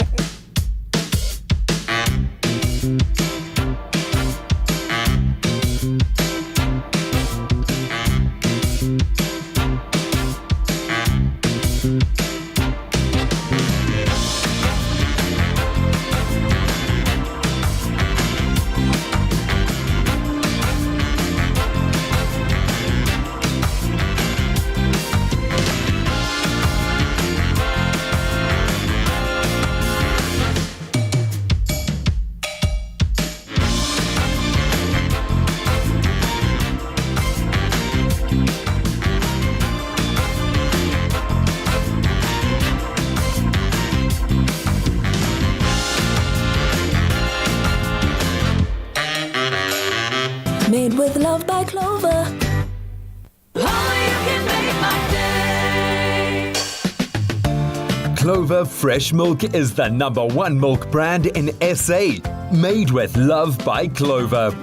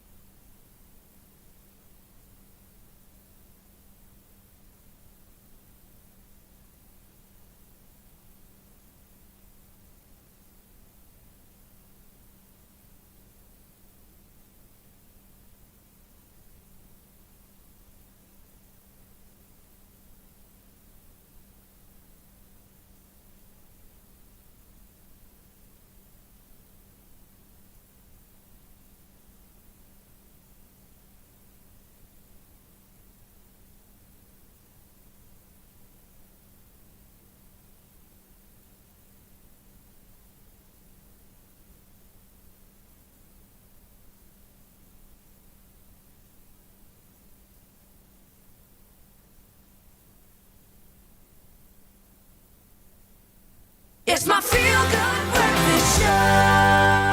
Happy birthday, a very happy birthday to you. Do the little birthday dance because it is your birthday and it should be an awesome day. Hopefully we can help you celebrate it in style right now and you share it in very good company. Alongside South African politician Sihle Zikalala, who turns 47 years old today. Mr. Zikalala is currently serving as the 8th Premier of KwaZulu-Natal and the provincial chairperson of the African National Congress. He recently raised awareness on women empowerment, which we love, and has launched National Women's Month in KZN as a fitting tribute to the women who marched to the Union buildings on, of course, the 9th of August in 1956. Happy birthday, sir. Hopefully you're having a wonderful day. And then now to you, our loyal viewers out there. This is for Raul. It says, I wish my husband Raul a very happy birthday. The kids and I appreciate and love you so much. Thank you for everything that you do for us. And this is love from Francina. And we actually have Raul on the line right now. Good morning, Raul. Morning. Happy birthday.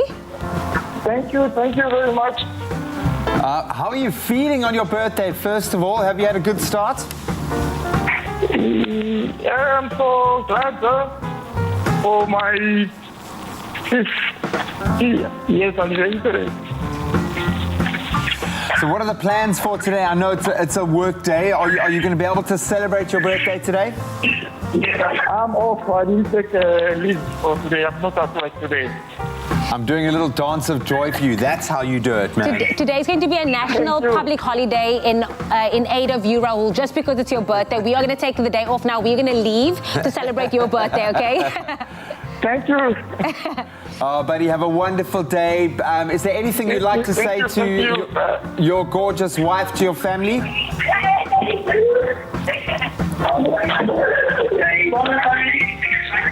Thank The whole you. family's getting Everyone's like, involved and we love it. Everyone's celebrating because Raul's going to take the rest of the day off and have a family day, a birthday day because he deserves it. Happy birthday, Raul. We absolutely love you and hope you have the most amazing day. We love it. Now we're going to keep it going. This one is for Lamarck and Louisa. Happy birthday to my son and daughter, Lamarck and Louisa Julius. May you be blessed with many more years to come. We love and adore you a lot from my mum and from dad. And then to Mark, may you have all the joy your heart can hold, all the smile a day can bring, and all the blessings life can unfold. Wishing you a very happy birthday, Mark. Love from your cousin Dia. Oh, happy birthday, Mark. Then Zintle is also celebrating her birthday. Happy birthday to Zintle Jacobs. May you be given more birthdays to fulfill all of your dreams. And that's coming to you with loads of love from your friends. And then Tamira is also having a great day. A blessed birthday to Tamira.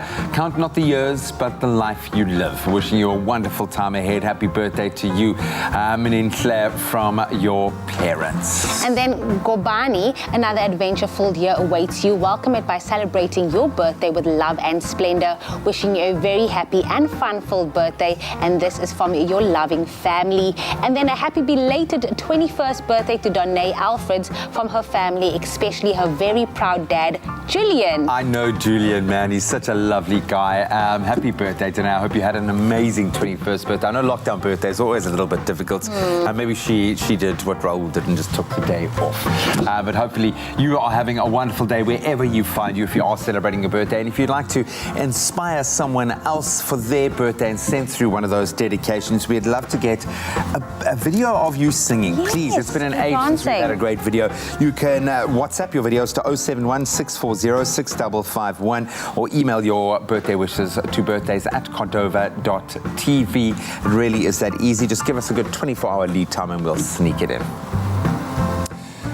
Thanks very much, guys. Right now, we are continuing our discussion with lawyer and director at legalese.coza, Eitan Stern, as we take a look at the legal side of how the events industry has been impacted by the COVID-19 pandemic and, of course, the national lockdown. Eitan, thanks very much for sticking around. No worries. Nice to see you. Now, the planning committees of large events and festivals are going through the wire currently. And what are some of the ways that these organizations have been able to or can receive funds on the expenditure they have already undergone? Okay, so I guess this is a bit of a flip around from what we discussed earlier. So, you know, while we would be customers of events, event organizers would be customers of suppliers. So they would need to look at the same thing that we look at, which is going to be their supplier terms and the Consumer Protection Act. And I guess everything here is about perspective, right? Mm-hmm. In some instances, pitch, and in some instances, you're the statue. So if you are refusing refunds to your clients, then you can't be surprised if your suppliers refuse you refunds. So we're all going to need to go to work together to get through this mess. So, you know, a bit of leniency where you are able to and being firm where you're not able to. But essentially, it's all going to come down to whatever terms of engagement you would have an event would have had with its suppliers. Yeah, and of course, as you said earlier on, these refunds aren't guaranteed for anyone. It just depends on the terms and conditions of that particular agreement. And many people are understandably frustrated that they can't receive a refund for an event that they can't attend. So what other ways could someone seek a refund if they really want and indeed need their money back? Okay, cool. I mean, this isn't an easy one. You know, if you've checked the terms and conditions, your supplier terms, and there's no obligations to give you a refund, then you could, in theory, approach, say, the consumer ombudsman, or if you work within a specific industry, maybe there'll be an industry ombudsman. And beyond that, you know, your options are really going to be to ask nicely, and if you really feel like you've got a right to a refund and your supplier or the place who's bought a ticket to doesn't give it to you, then you could approach a court, but that's going to be quite a big procedure. So, not a lot of easy answers there if it's not in the terms of engagement and it's not covered in the Consumer Protection Act. Yeah, unfortunately, that comes with having an international pandemic, a global pandemic affecting us all. So at this stage, especially considering the limit of the size of public gatherings, when do you think festivals and concerts could actually return, and how will they have to change? So, I mean, that's very hard to know. And I guess with this one, my guess is as good as anyone else's. Because this pandemic as you say, it's not an easy problem to solve. So while people need to get back to life and we want to get back to events, we still are in the midst of a pandemic, and I certainly don't want to get sick. When do I think it's going to return back to normal? I think when we've either got a suitable vaccine or a suitable way to treat the disease. Currently around the world, there are 27 human trials that have got to human trials for vaccines. This is by far the quickest attempt that humans have ever done in something like this. So there's amazing work from scientists all around the world. Lots of people are working on this. How are events going to change? Well, I suppose everything's going to change after this. My hope is just that whatever comes afterwards brings us closer together and not gives us more reason to stay apart. I'm really looking forward to shaking people's hands and giving hugs once again. At our event, at our storytelling event, Southern Rights and Wrongs, we're looking forward to doing live events again, but we can't put our followers or our listeners in jeopardy. So what we've been doing is we've been digging into podcasts and podcasting the stories. So, at least finding ways for people to interact when we can't see each other, well, up until we can see each other again. Yeah, very true. And you and your team are doing great work in offering that silver lining in this dark cloud. Thanks very much for joining us, Eitan. We really appreciate your time. No worries. Nice to see you all. Cheers. And of course, if you're looking for more legal advice, you can follow Eitan and his team at Lawyers of Legalese. That's where they are on social media. And of course, we all know that people out there are working hard to find ways to still entertain us while we're in lockdown. So if you're missing events and seeking a bit of fun and entertainment, do the research on what your local venues or your favorite artists are getting up to and support them if you can, so that we can all come together again once, of course, it is completely safe to do so.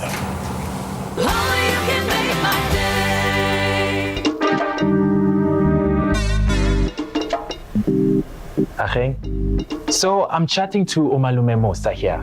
He's owned a small clothing factory for years now, and he's always inspired me with his success. But like a lot of businesses, this lockdown's hit him hard. So he spoke to his banker, and they've put together a tailor-made relief solution for him to help his business and his people get through this. Making your bank your business partner, that's a habit worth keeping.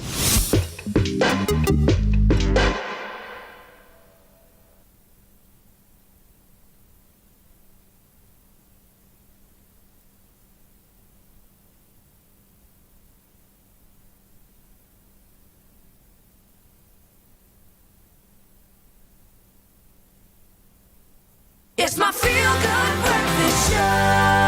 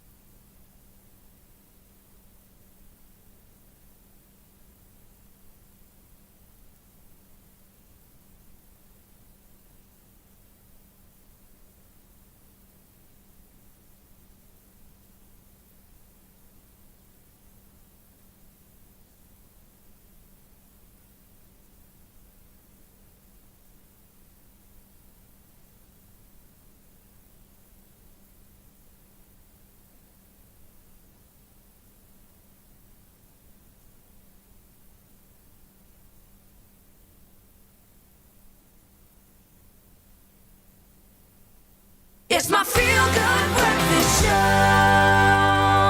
Now let's take a trip on the wild side. We recently covered a beautiful story on the show about a baby vervet monkey that was found entangled in electric fencing and barbed wire on a farm in Irene. Now, the monkey narrowly escaped death and was treated at the Johannesburg Wildlife Veterinary Hospital. He's made a full recovery and has since been reunited with his troop and his mom. Dr. Kelsey Skinner, the veterinarian who treated the little survivor, joins us now to tell us about his road to recovery. A very, very sweet story. We fell in love with him. I'm sure you fell in love with him. Doctor, good morning. Good morning. Great to see you, and thanks so much for making the time to have a chat to us. Let's talk about how serious were the vervet monkey's injuries when he was brought to you, and also talk to us about the subsequent road to recovery. The little vervet monkey that we since dubbed Sparky, he came into us when a concerned family, they found him dangling from an electric fence by his left arm, rushed him through to the hospital.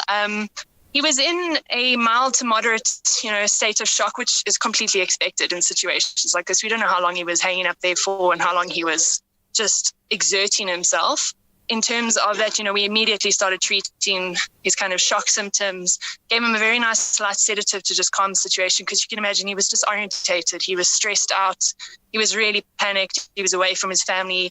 In terms of physical injuries, he didn't have any open wounds, he didn't have fractures, he didn't have anything of the sorts. He was just mentally a bit disorientated, and we suspect that was from the shock. The biggest thing that did become noticeable 12 to 24 hours after his admission to the hospital was he had paralysis of his left arm, which was obviously the arm he was hanging from the electric fence by. So he was supervised the night by our senior veterinarian, Dr. Corinne Lawrence, and she kept a good eye. By the next morning, he was eating her out of house and home. He was vocal, he was bouncy, he was excited, and he just did so well throughout the week. Became a lot more responsive. His pain was well under control. And yeah, actually by the end of the week, which we were so thoroughly excited about, is he started to get fine motor control of his hand again. So by the end of it, he was still a little bit limp, but he was able to pick up tiny little seeds and pieces of fruit and things and actually use his left hand. So we were quite happy to then assume that the paralysis was just a temporary paralysis and his arm just needed the time to heal. And we were really happy by the end of the week, he was definitely on a good road to recovery. And obviously well enough to return to his troop and his family, if you will. You were there at the release. What was that experience like? It's definitely going to be one that sticks in my memory banks. It was absolutely wonderful. We had some really helpful community members in the whole Irene area. We went through the morning, early in the morning, found the troop where they were sleeping, and basically a very simple thing is we put his enclosure, or the little cage he was in, close enough to the troop, and then just stepped well off, gave them all the space that they needed so that they weren't stressed about our presence. And immediately there was a female that came down from the trees and started vocalizing, and he would vocalize and she would listen and kind of vocalize back. And as much as you could see the rest of the troop was really nervous about us being there, she was just insistent on just etching closer and closer to him. And we were pretty convinced that that was Mom. And yeah, when we were quite happy that there was definitely a recognition of the two of them, we opened his cage and we let him out, and he kind of gave us one last little look. I don't know if it was to say, curse you for the week you just put me through, or to say thank you so much. And he ran straight with as much as a little gammy leg that he had. He ran straight into her literal open arms. And it was just the most incredible thing. They just embraced like you would expect any human to do if they hadn't seen somebody and a loved one in a long time. It was incredible. It was really beautiful to see. That's absolutely so emotional. That's beautiful, man. Yeah. Absolutely beautiful. Now, I also understand, Dr. Skinner, that you at the veterinary, or the Johannesburg Wildlife Veterinary Hospital, that you treat indigenous animals free of charge. I mean, you make a great difference doing that. But tell us a bit more about that principle.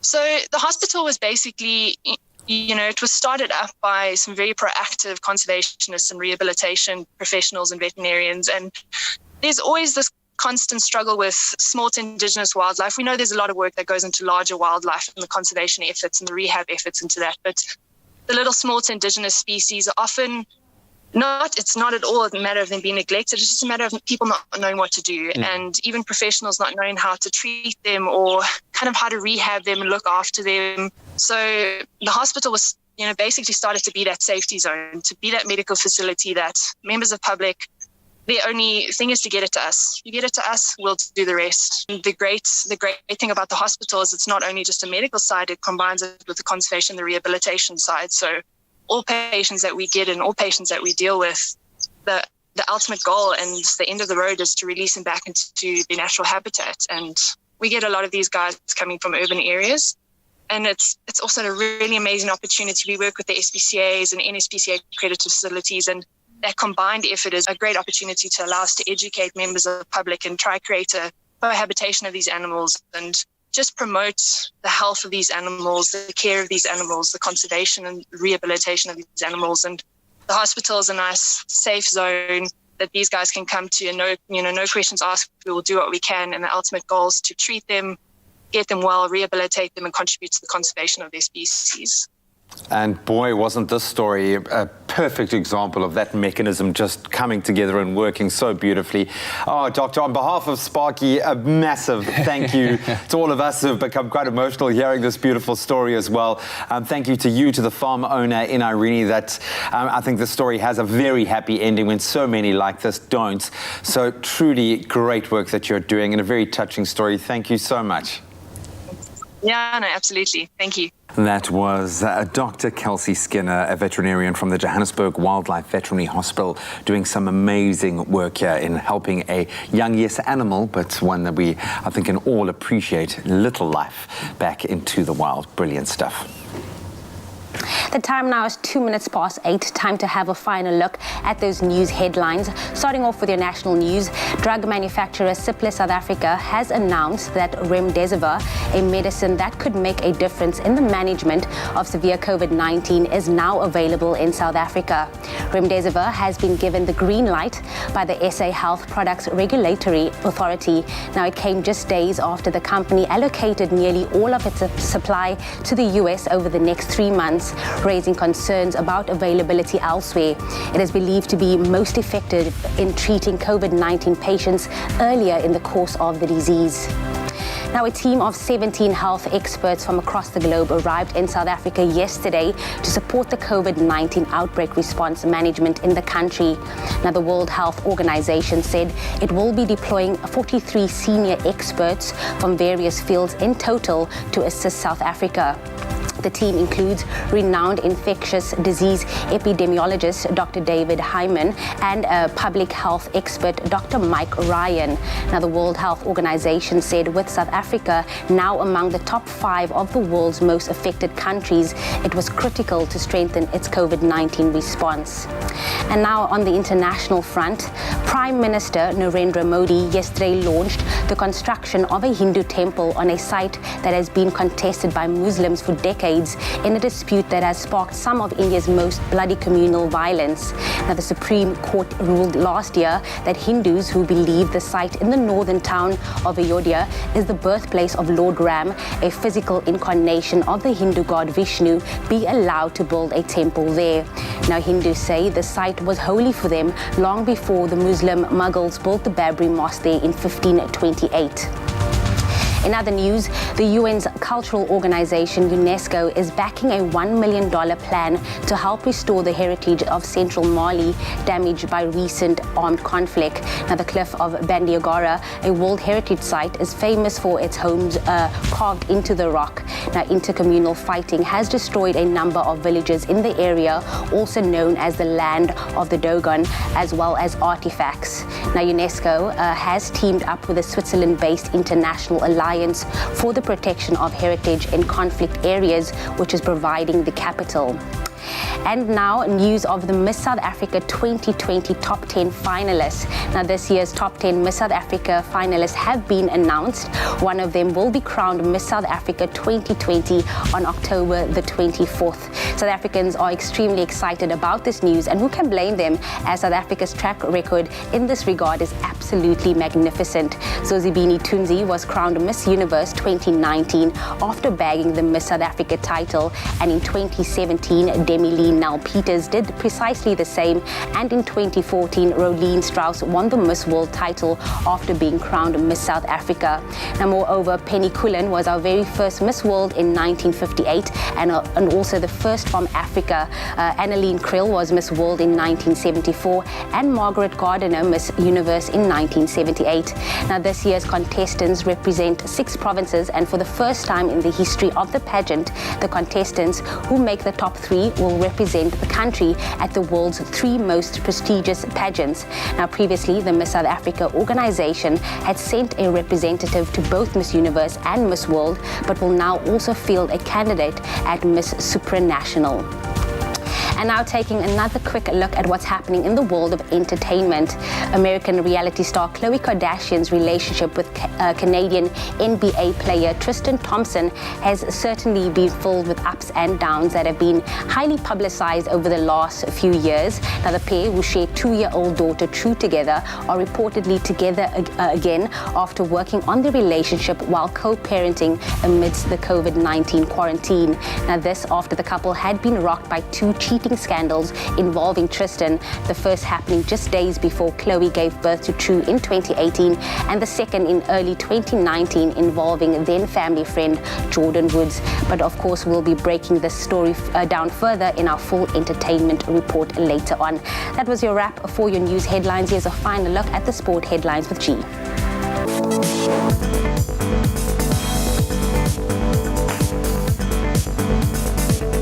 Thanks so much, Jamie. Let's kick it off with our midweek football action in the form of the Uefa Europa League round of 16 last night, with Manchester United just edging out Austrian outfit LASK 2-1. That was, of course, at Old Trafford to book their spot in the tournament quarterfinals.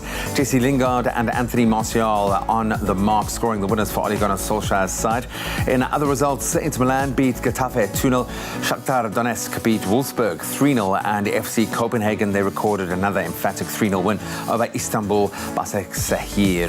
Then on to cricket. The English side very busy at the moment. Pakistan, of course, won the toss and decided to bat and ended day one of their first test against England on 139 for 2. That at the Emirates Old Trafford in Manchester. Visitors frustrated England with Babar Azam and Shan Masood starring for Pakistan, reaching a 96-run partnership before bad light forced an early close to play. Day 2 action between England and Pakistan will continue from 12 p.m. South African time today. And then finally, on to news ahead of the US Open. Reigning US Open champion Rafael Nadal will not be playing in the tournament this year. That because of concerns over the spread of the coronavirus. The 34-year-old has said that the pandemic is, and we quote, not under control, and therefore he will not be entering the tournament. The US Open is scheduled to take place in New York from the 31st of this month and will be held without any spectators. That's where we leave our sport for today. Let's take one last look at the weather.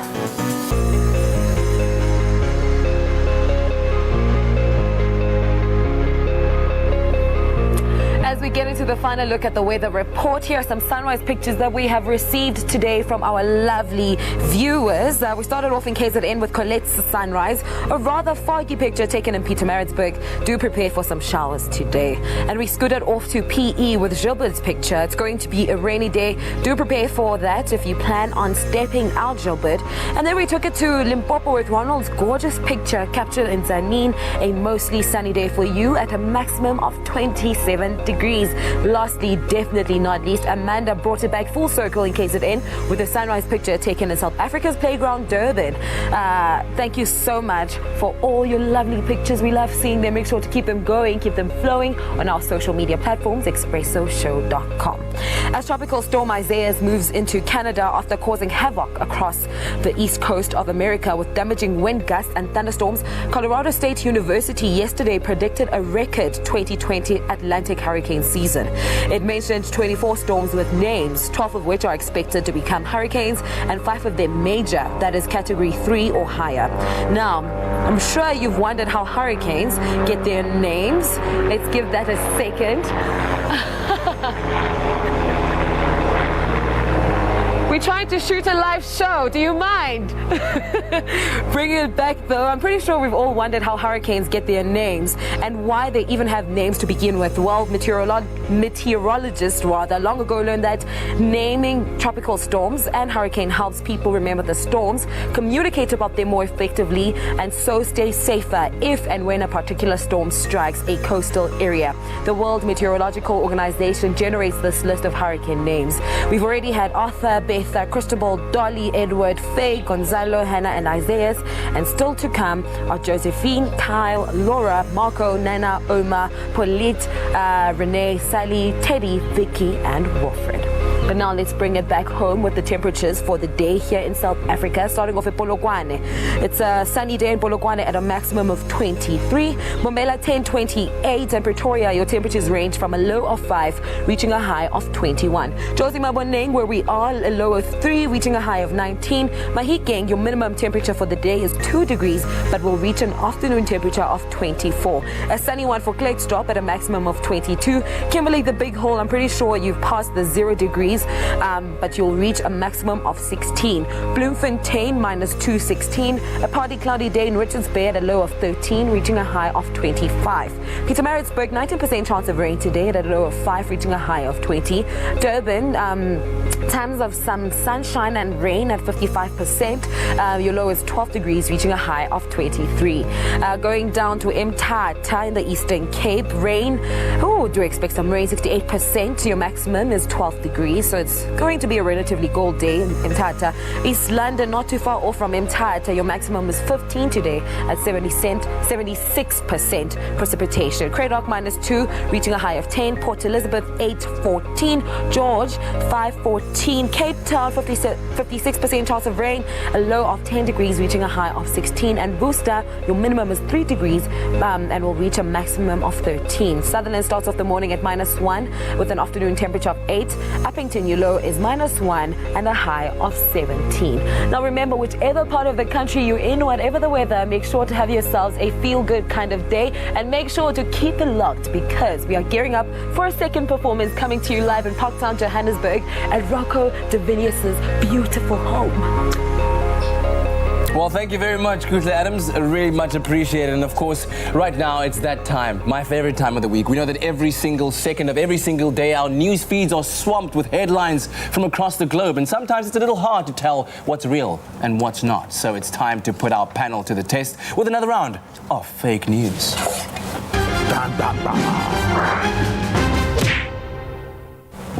Oh, wow, we've got reports coming from all over the world right now, I can tell you that. So I'm going to be reading to our panel 2 headlines, but one is real and the other is fake, and all they need to do is tell me which one is fake. And perhaps you can try it out at home as well and see if you can tell the real from the fake. Right. Panelists, are you ready? Yes. Yes, we are. Brains tuned in? Yes, we are. Here we go. Oh, I'm getting... Oh, yes.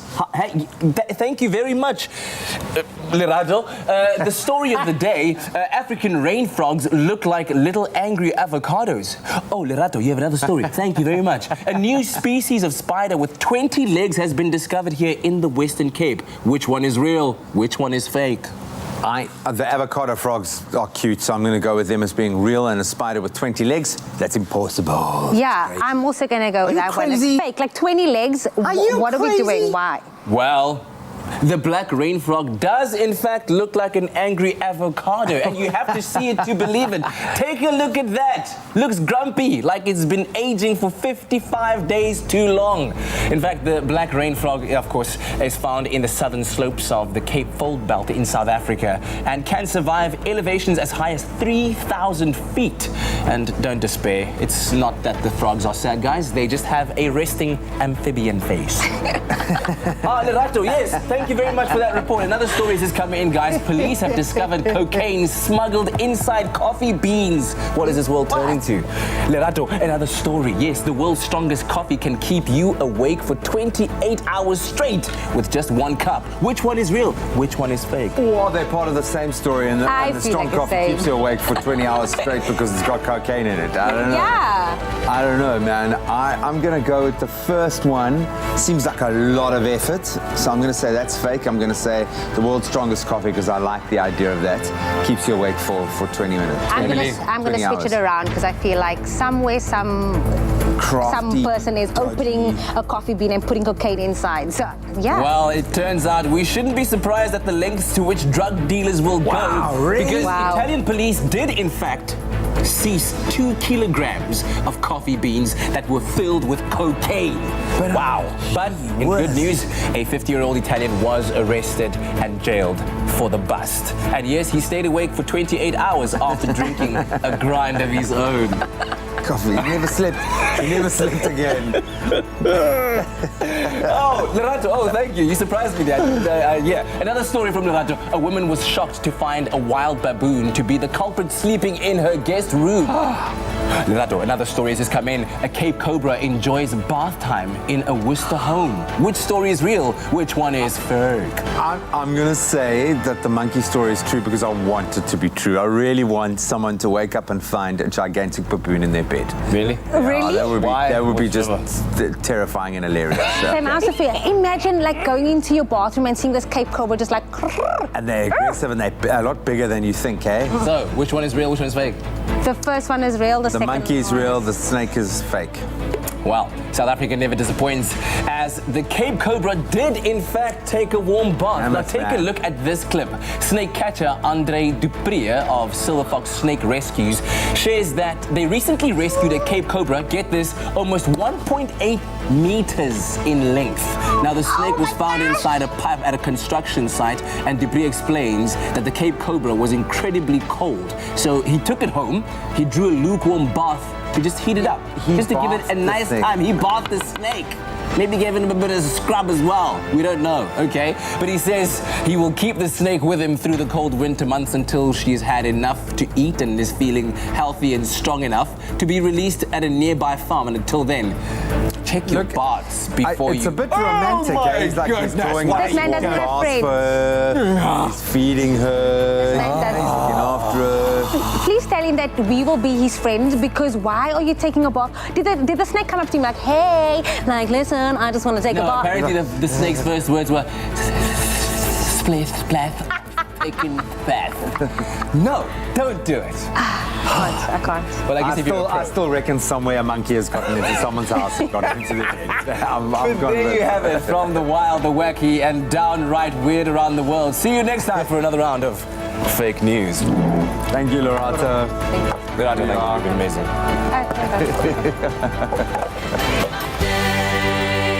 What's better than a sugar-coated, deliciously crispy golden brown donut and 100% Arabica beans brewed to perfection? Treat yourself and warm up your morning with a little sweetness from McCafe with the all-new mini donut and cappuccino offer. A little lovin' doesn't have to cost a lot. Great coffee, simple.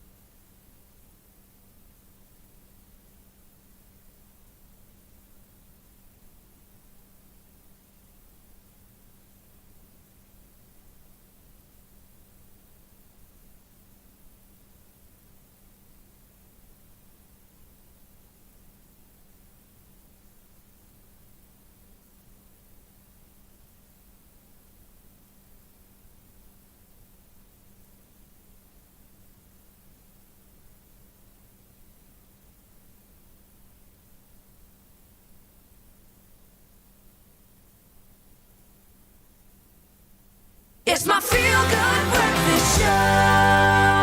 All right, let's talk tech for a moment. If you're in the market for a new smartphone, then Huawei could have the perfect choice for you right now. Being a leader in 5G technology, Huawei have launched their P40 Lite 5G to the SA market, the most affordable 5G-enabled phone on the market. The P40 Lite boasts a lot of exciting features, including a 64-megapixel high-resolution main camera, as well as a quad rear camera, which consists of a high-resolution lens, ultra-wide-angle lens, a bokeh lens, as well as a macro lens. Incredible tech, all jammed into one device.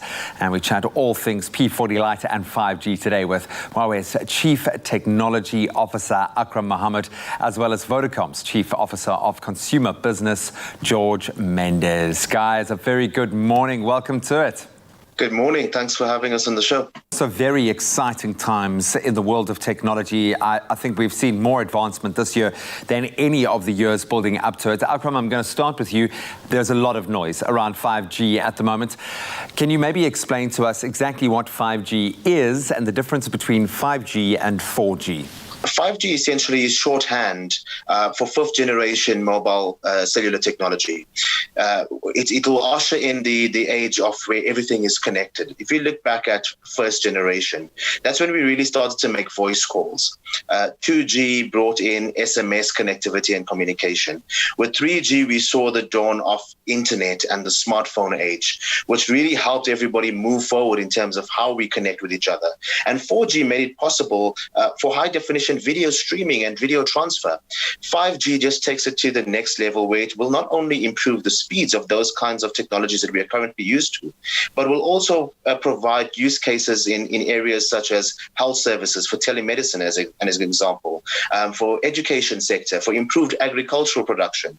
So we're now seeing ourselves getting into the space where all things are connected and for seamless connectivity and experience for the end consumer. And we're really, really excited about this. Yeah, and boy, haven't we been reliant on that connectivity at the moment. Akram, Huawei is a leader in technology. You've proven that over the last few years, one of the first companies ready to roll out with 5G globally. What does this mean for South Africans, do you think? I think, the years of research and development, we're starting to see the result of that now. And I think for South Africa specifically, when we talk about the noise, we usually associate 5G with the likes of just faster internet connectivity, or we tend to be able to associate it with just one area, such as self-driving vehicles. If we do that, I think it's a big mistake, because the most important aspect will be access to technology, especially in a society and a country like South Africa, where we know, the most vulnerable don't have access to these kind of technologies. Looking at fixed broadband as one example, as powerful as it is, as amazing as it is, we don't have the reach that we require. And also at the same time, the affordability perspective. So looking at 5G being a mobile solution, we'll be able to roll it up to more people. You will be able to roll it out to the townships where it is most needed, and where you can be able to have these new technologies coming and making a difference in society and into people's lives. That's when you see the real benefit. And in order to do that, you need to be able to make it more affordable. And I think as well, we're bringing in the P40 Lite into South Africa at this price band. It's the first device in the mid-segment that's able to offer that. We can be able to roll out much faster, and where society has a real, true benefit from what technology is able to provide. And that is why I'm also so proud to be partnering and working with Vodacom on this, because Vodacom is also a pioneer in the space to be able to roll out connectivity, and not just 5G, historically over 4G and other technologies too. Helping more people cross that digital divide. George, this is maybe where you can step in, with Vodacom being one of the biggest leading networks here in South Africa, and with the introduction of 5G in the mid-tier device range. How do the two complement each other, and how does this benefit the consumer? It's an amazing opportunity, obviously, to be part of a leading organization that's continuously trying to democratize data and bring affordable connectivity to the country. That's been our strategy for a long time, and this further enables that. So in short, if I can just summarize, you need a network infrastructure that's capable of delivering this. And obviously, if you have the right capability, you then have to, I'm talking about spectrum bands and 5G capable. You then have to overlay that with a device strategy, but really trying to make sure that the affordability is there, and we structure deals in various types of formats to bring that affordability to consumers. And to Akram's point, is you're really getting into the age of amazing latency, and really what that means is that there's no delay in transfer of data. So video streaming and performing, perhaps as an example, some kind of a theater procedure remotely is not inconceivable anymore, because this is what the technology allows you to do. I'm just thinking of all the young, hungry minds that are needing to be fed through this medium at the moment, and how useful and helpful this could be. But let's talk Turkey for a second, George. We know that South Africa has one of, I think, probably the highest data prices globally. We've known this for a while. What impact do you think 5G will have on data prices specifically? Yeah, so I think it's a misconception, to be brutally honest. There's been a number of reports put out, including by the regulator. So the pricing from a data perspective sits largely in the middle of operators globally. And that's prior to the amazing, significant price cuts that we put in on the 1st of April, where up to 40% price cut. So that's a further reduction. So I think we're starting to compete very favorably from a global data pricing perspective. It is our intention, I must be clear, to continue to bring prices down. There are a few factors that hamper that, and one is access to spectrum. But it's certainly very much our strategy from a pricing transformation perspective, is to bring pricing down on an ongoing basis and really make it affordable. So we've done quite a significant amount of that over the number of years, and we will continue to do that. I think this partnership speaks volumes about how quickly things will move from here on out. So thank you so much for the effort that both of you have put in to get us to this point, and good luck with the rest of a very crazy, as we say, but very exciting year on the technological front. It's been great to connect with both of you. Thank you very much. Great to be here. Well, there you have it, folks. All the clarity we need around the 5G hype. Stay tuned, because coming up, we're going to be chatting more 5G and the importance of good, fast and stable connectivity in the home.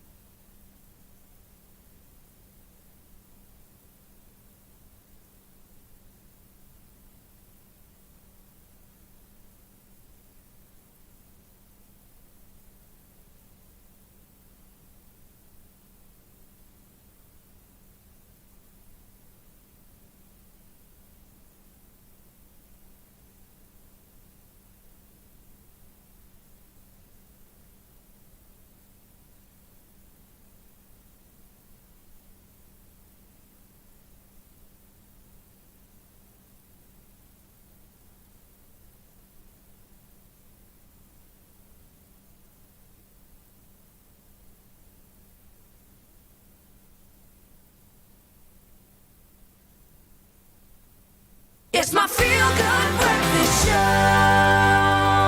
We're back with Gareth Woods, our gaming guru, with an exclusive, a sneak peek into the highly anticipated Lego Super Mario set, which hasn't been released in South Africa yet, and where audiences are given the opportunity to jump into a new real-life game of Mario. Gareth Woods, I mean, this is amazing. Welcome to the show. Yeah, thank you very much. It feels like seconds since I've been here. I'm not really supposed to tell you about this stuff. It's like super secret because it only comes out in September. But I've been given a chance to play with the new Lego Super Mario set. Here he is over here. I'll switch him on there. Lego Mario time! He lights up and he does his little thing. And for anyone who, I don't know if maybe it's an 80s kid thing, whatever, because we didn't have as many TV games, but I used to make my own Mario stages, like out of paper, and then, have my little Mario jump around, and now being able to do it with Lego is just like the best thing. So, there he is, and he looks, kind of like a normal Lego piece, but what's really cool is underneath is like this little scanner thing, and as he jumps on different terrain, he will then interact with it. Oh, wow. Look at that. Oh, that is so cool. Guys, he's getting coins as he jumps on the things, and he jumps on a little Koopa dude. Oh, that's crazy. Makes all the noise. Now, Gareth, I've got to ask, look, this is like so nostalgic for me because I remember exactly that. I took my Lego man and I put him through an old toilet roll and I made as if I was going through to that bonus stage in Mario Brothers just to kind of recreate that magic that we used to play online. But it looks like all the elements, everything in the set is there. You don't have to get too creative with it. But what exactly is the goal of this entire process? Apart from having like stacks of fun, and for me as an adult playing, it's going to be recreating my memories. But what's the actual goal here? So what's really cool is how they've interacted with the kind of the app stuff. There's an app that, for one, helps you build the whole stage as you want, but everything's modular. So what you do is you get the starter kit, which is like Mario and like Bowser and that, but then you get a whole bunch of additional packs. So like this one here, you get like a Bullet Bill edition that you then add kind of modularly. There's this one that's like piranha plants, and you can kind of like build your own stage. I mean, I'll kind of show you here all the different modules I put in. I can then like disconnect pieces and put them here and rearrange things. And you kind of like make your own stage. And then as Mario runs through it, it obviously calculates all the points you get and the time you did. And, you can, if you want to, have like, have different people do your stage and whatever. But it's really just about recreating your own kind of levels with all the different elements from Mario. So there are about 8 or 9 different packs that you can get to make your own kind of creation. It's amazing. It really hits you in the nostalgia to be able to like play this for real and to watch a new generation of kids kind of interact with Mario in a brand new way. It's awesome. I love that, but of course we need to know, when can we expect it to be released in South Africa, because we all want to get our hands on this. Yeah, so I believe it's end of September, but you can pre-order it in the meantime to make sure that you get stock when it launches. And I think Lego's website locally is www.greatyellowbrick.co.za. So you can go pre-order there if you want. Otherwise you're going to have to hold on tight till it's available in stores.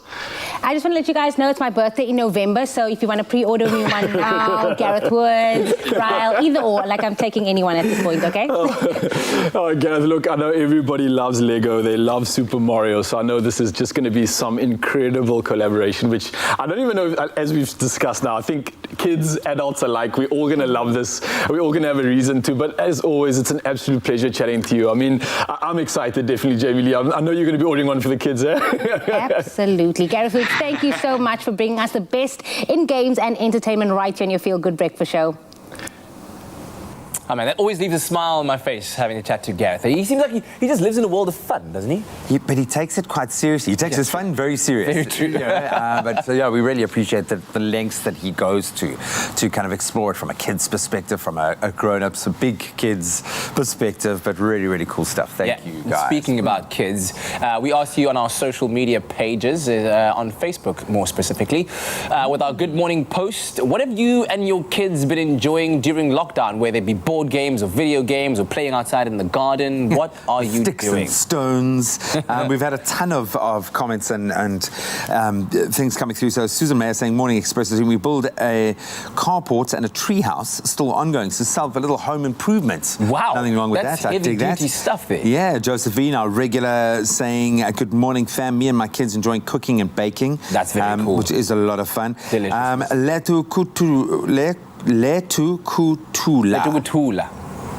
Letukutula, yes. Tukutula, saying the kids are enjoying food like never before, and laughing face and running. That's in the kitchen. Running to the food, running to the food.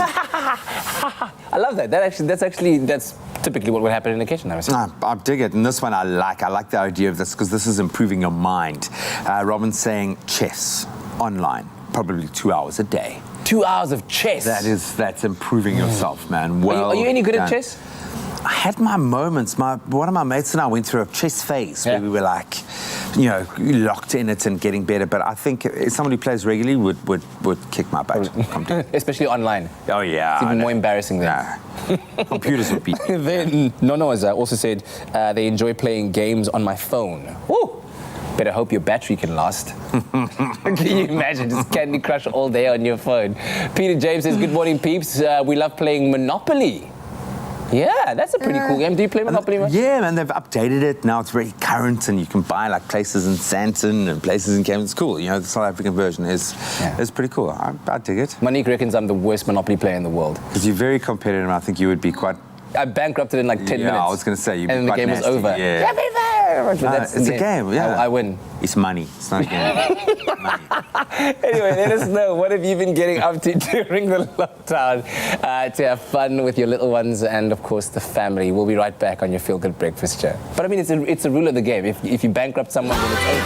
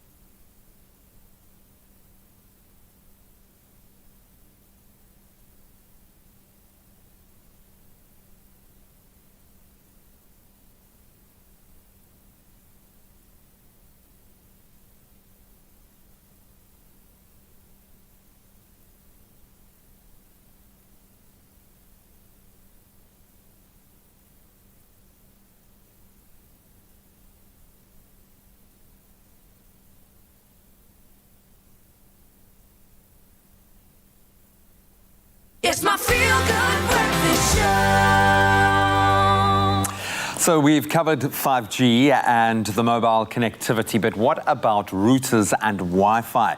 With the new normal for the majority of South Africans being at home and having our office set up at home, the importance of a fast, uninterrupted, stable network is vital. So we welcome back Huawei's Chief Technology Officer, Akram Mohammed, and joining him is Chief Marketing Officer from Reiner, South Africa, Kaya Dlanga, who will be shedding some light on 5G and the importance of home connectivity. Welcome from home, Kaya. Very good morning to you. Thanks for joining our conversation as well. Akram, welcome back. Thank you. Yeah, no, thank you.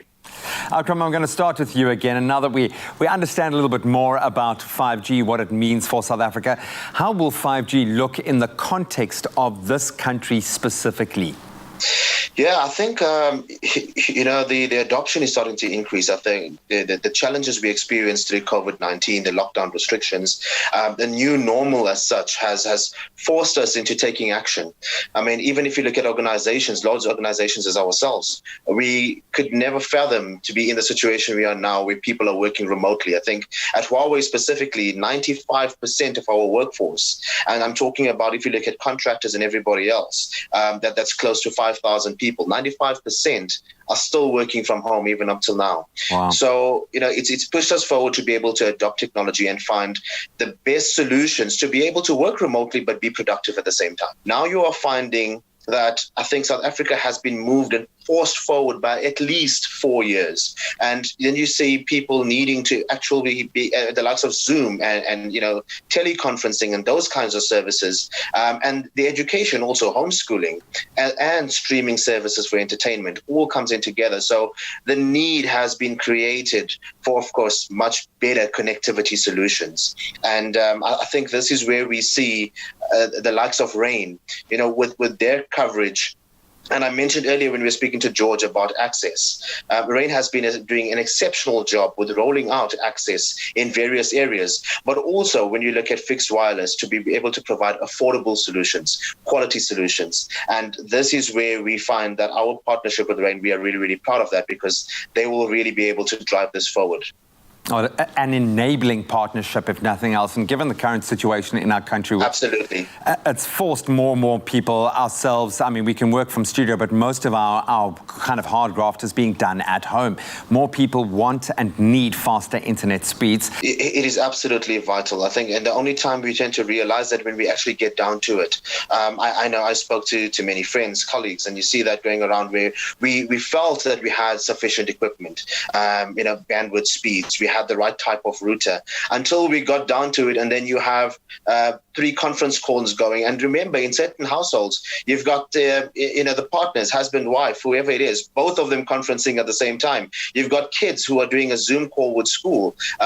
As somebody is streaming and your equipment that you have just cannot be able to handle, either because it cannot support multi-device connectivity or the network itself or the speeds that you have just cannot be able to support that. So it's becoming more and more relevant as we speak, as the days go by, that people need to be able to improve both the hardware as well as the connectivity partner solutions that they are able to have in their home. I know you've touched on it, but I believe that Rein was the first network to introduce 5G and that Huawei made that possible. Can you tell us a little bit more about what inspired this partnership? To be able to have internet access, it actually empowers society. It helps with education. It helps remove people from poverty. And we are looking at the best solutions in a South African context. So looking at Rein's plan, Rein's strategy to be able to provide best-in-class connectivity at an affordable price, I think this was the main reason for us to be able to say this is the partner that we should be working with. And Kaya, I hope you're picking up the vibes here that clearly you are a loved partner in this dynamic from Rein's perspective. What does it mean to be the first commercial 5G network in South Africa? And what has the consumer response been like to this bold move? It's been incredible. And I think for me, it's not just the fact that we're the first in South Africa and in the continent. It's also we're one of the first in the world. And that really goes to show that South Africa, and this is, I think, one of Rein's philosophies, is to ensure that we get to understand that as South Africa, we can actually be on the forefront of technology and be like the world leaders. I think it's very clear that Huawei is definitely a global leader when it comes to 5G. And at this point, there's just no one who can touch them. So it's important that a leader, who works with a leader to make sure that you create, something amazing. Rain actually has the biggest 5G coverage in South Africa. So we've got the largest 5G coverage in Gauteng, for example, and we launched 5G in South Africa in Cape Town about 2 weeks ago. And in Cape Town, we've got the widest 5G coverage as well. So obviously, in the future, we just want to keep on rolling out more and more so that you have a lot more people who have access to 5G.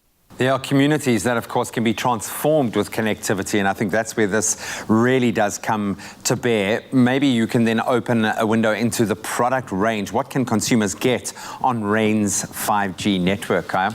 Okay, in terms of like Rain's 5G network, and it's not just the 5G network, but it's even our 4G network.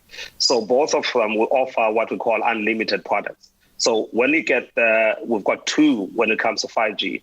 One is a 699 product, and that's 699 Rand product is the standard one. And with standard, you get like a maximum of 30 megabits per second. And you have one HD stream. But then you can stream your other devices, but they won't necessarily be HD. And then we have our second one, which is the premium product, which goes for 999 Rand. And this is also unlimited. With it, you can stream on multiple devices, HD on multiple devices. So that is a big differentiator. And of course, with speeds of at least 200 megabits per second, is that you can have a lot more people on one tower without straining the network. Whereas when you have 4G, and even let me talk specifically at home now. So what you do need for that, you actually need a very stable network, number two. And secondly, what you need over the stable network, you also need to be able to handle a lot of bandwidth at the same time. And that's what 5G is able to do. And that's why I think with this working from home environment is that a lot more people are really embracing 5G. And we have seen a huge uptake of 5G, both in Gauteng and in Cape Town. I think it's going to be a game changer, to be quite honest, gentlemen. It must be so exciting from both of your perspectives to be a part of this new frontier in technology. But I think, as I said earlier, where it really is going to come to bear is in the communities that could be changed, the young minds, the lives that can be shaped with access to this technology and level of connectivity. So thank you so much for all of your effort, and well done on being an industry leader on both sides of this fence. Congratulations to both of you, and good luck for the rest of this intensely crazy, but I'm sure very productive year for both of you. Yeah, no, thank you so much for inviting us. Thank you. Thanks. It was a pleasure being here. A completely new playground in the world of technology. It looks like 5G is the way to go, both in the home and in our smartphones. Technology has never been this exciting, this fast, this clear. There is no looking back now.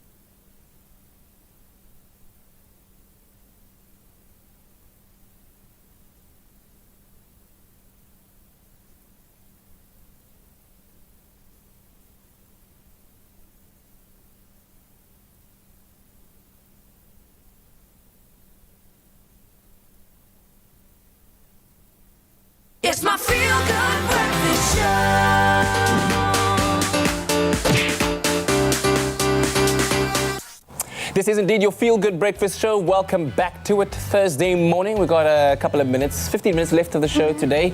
Time for us to right now catch up on some of the entertainment news that's been making headlines. You remember in our 8 o'clock news bulletin, we reported on the story of Khloe Kardashian and Tristan Thompson, a couple who has faced many obstacles in their past. Now, they share a daughter, 2-year-old True, but her birth was, of course, surrounded by a scandal as Tristan was reported to be cheating on Khloe just days before she went into labor in April of 2018, and they weathered this storm and everything seemed to be going well until February of 2019 when Tristan was reportedly seen getting up close and personal with Jordyn Woods, a family friend of the Kardashian-Jenner clan who was living with Khloe's younger sister Kylie Jenner at the time.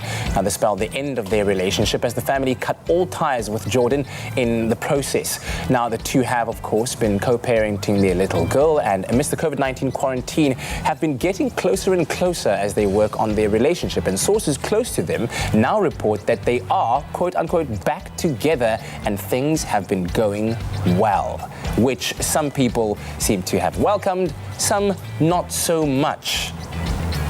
Jamie Lee Domberg, I'll leave the floor to you, primarily because I think firstly you follow probably the Kardashian family more than most people, and you've been following this story quite closely more than most people, and you've got quite a strong opinion on it. Yeah. It's not that the Kardashians, it's just women in general. I feel like, you know, you cheat on me once, shame on you. Cheat on me twice, shame on me, because a man is generally a hunter. He's going to go hard for you. And if this man, whether it be your father of your child or anything, is not going hard for you, he does not want you, girl. So you can't, 3 days before giving birth to your first child together, cheat on someone, and then she takes you back and you do it the second time.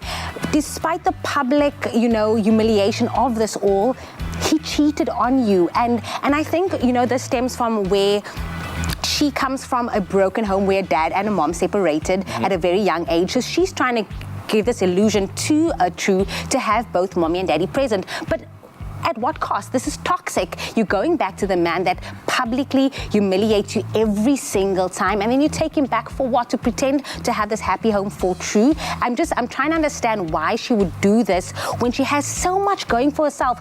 She looks great. She's lost 1 million kilos. Her body is like she has a $1 million company, has a beautiful daughter. What are you teaching this 2-year-old True? Like, a man can come into your life, cheats on you, and then you take him back, not once, but twice. Yeah. So yeah, if he's not going hard for you, sister, it's time to get up, go, take your good American body and just leave, because his brother is not going hard for you. Wow. Yeah. All right, there you go. Well, that's the story right then and there. So I guess even the question that a lot of people might be saying, yeah, staying together for the sake of a child, that they might be doing, you're not no-go for that. No, because it's toxic. What are you teaching your daughter as well? You know, this is True looking up at mommy and being like, Mom, you're staying with dad.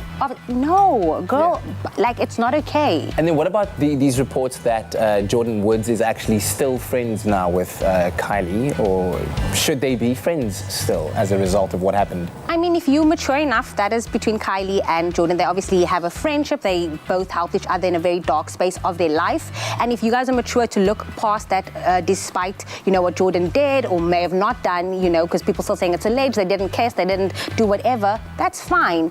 But at the same time, you take, and Khloe mustn't even come for Jordyn, because you taking back the man that also, because remember, it takes two. So if you're going to forgive Jordyn, you have to forgive Tristan as well. If you're going to forgive Tristan, now being back with him, then girl, you better also make friends with Jordyn as well, because it's, you know, most. The Jamie Lee Domberg talk show loading, I say. Listen, spilling the tea, sip on that. Can I breathe now? I think an opportunity for us to take a moment to collect ourselves. We have been feeling very passionate, or impassioned, if you will, this morning, sharing the start of our day with the incomparable Rocco de Villiers, an absolute star on the piano, but just a wonderful human being. Of course, he's got a live online concert where you can pick up tickets at iTickets for just 150 Rand. It will be an unforgettable online experience, so I suggest you do that. But if you want a little taste, some inspiration right now, he's about to give us another brilliant performance.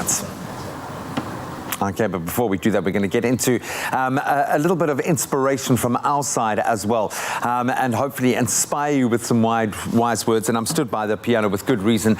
It's the mightiest of the stringed instruments, using the principles of percussion to create soundscapes that can range from being gentle, serious, robust, to discordant even. And the sounds and moods of a piano can produce an all-encompassing experience and emotion.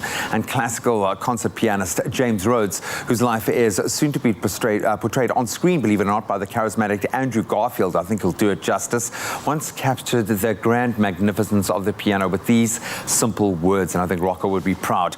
There are 88 keys on a piano, and within that, an entire universe. And I wonder if we'll be able to experience just a piece of that universe right now with Rocco. We're still hanging out with the wonderful, oh so talented Rocco de Villiers, everybody in his beautiful home out here in Parktown, Johannesburg.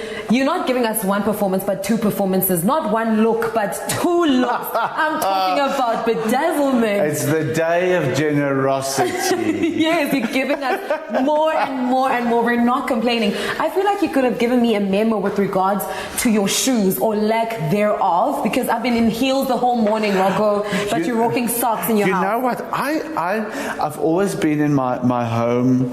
I also have my own socks, but these are not my own because factories are closed now. Yeah. But I've never wear shoes. I feel comfortable when I'm earthed. I grew up in the Free State on a farm, and we played in the mud. I never had shoes or socks, things like that. So I quite like it, and also I like to keep the floors clean. Excuse us. Well, we should take you're a guest. You're a guest. You can do whatever you want. Thank you. But I keep the floors clean. I'm a little bit obsessive. Oh, so as soon as we leave here. Yeah.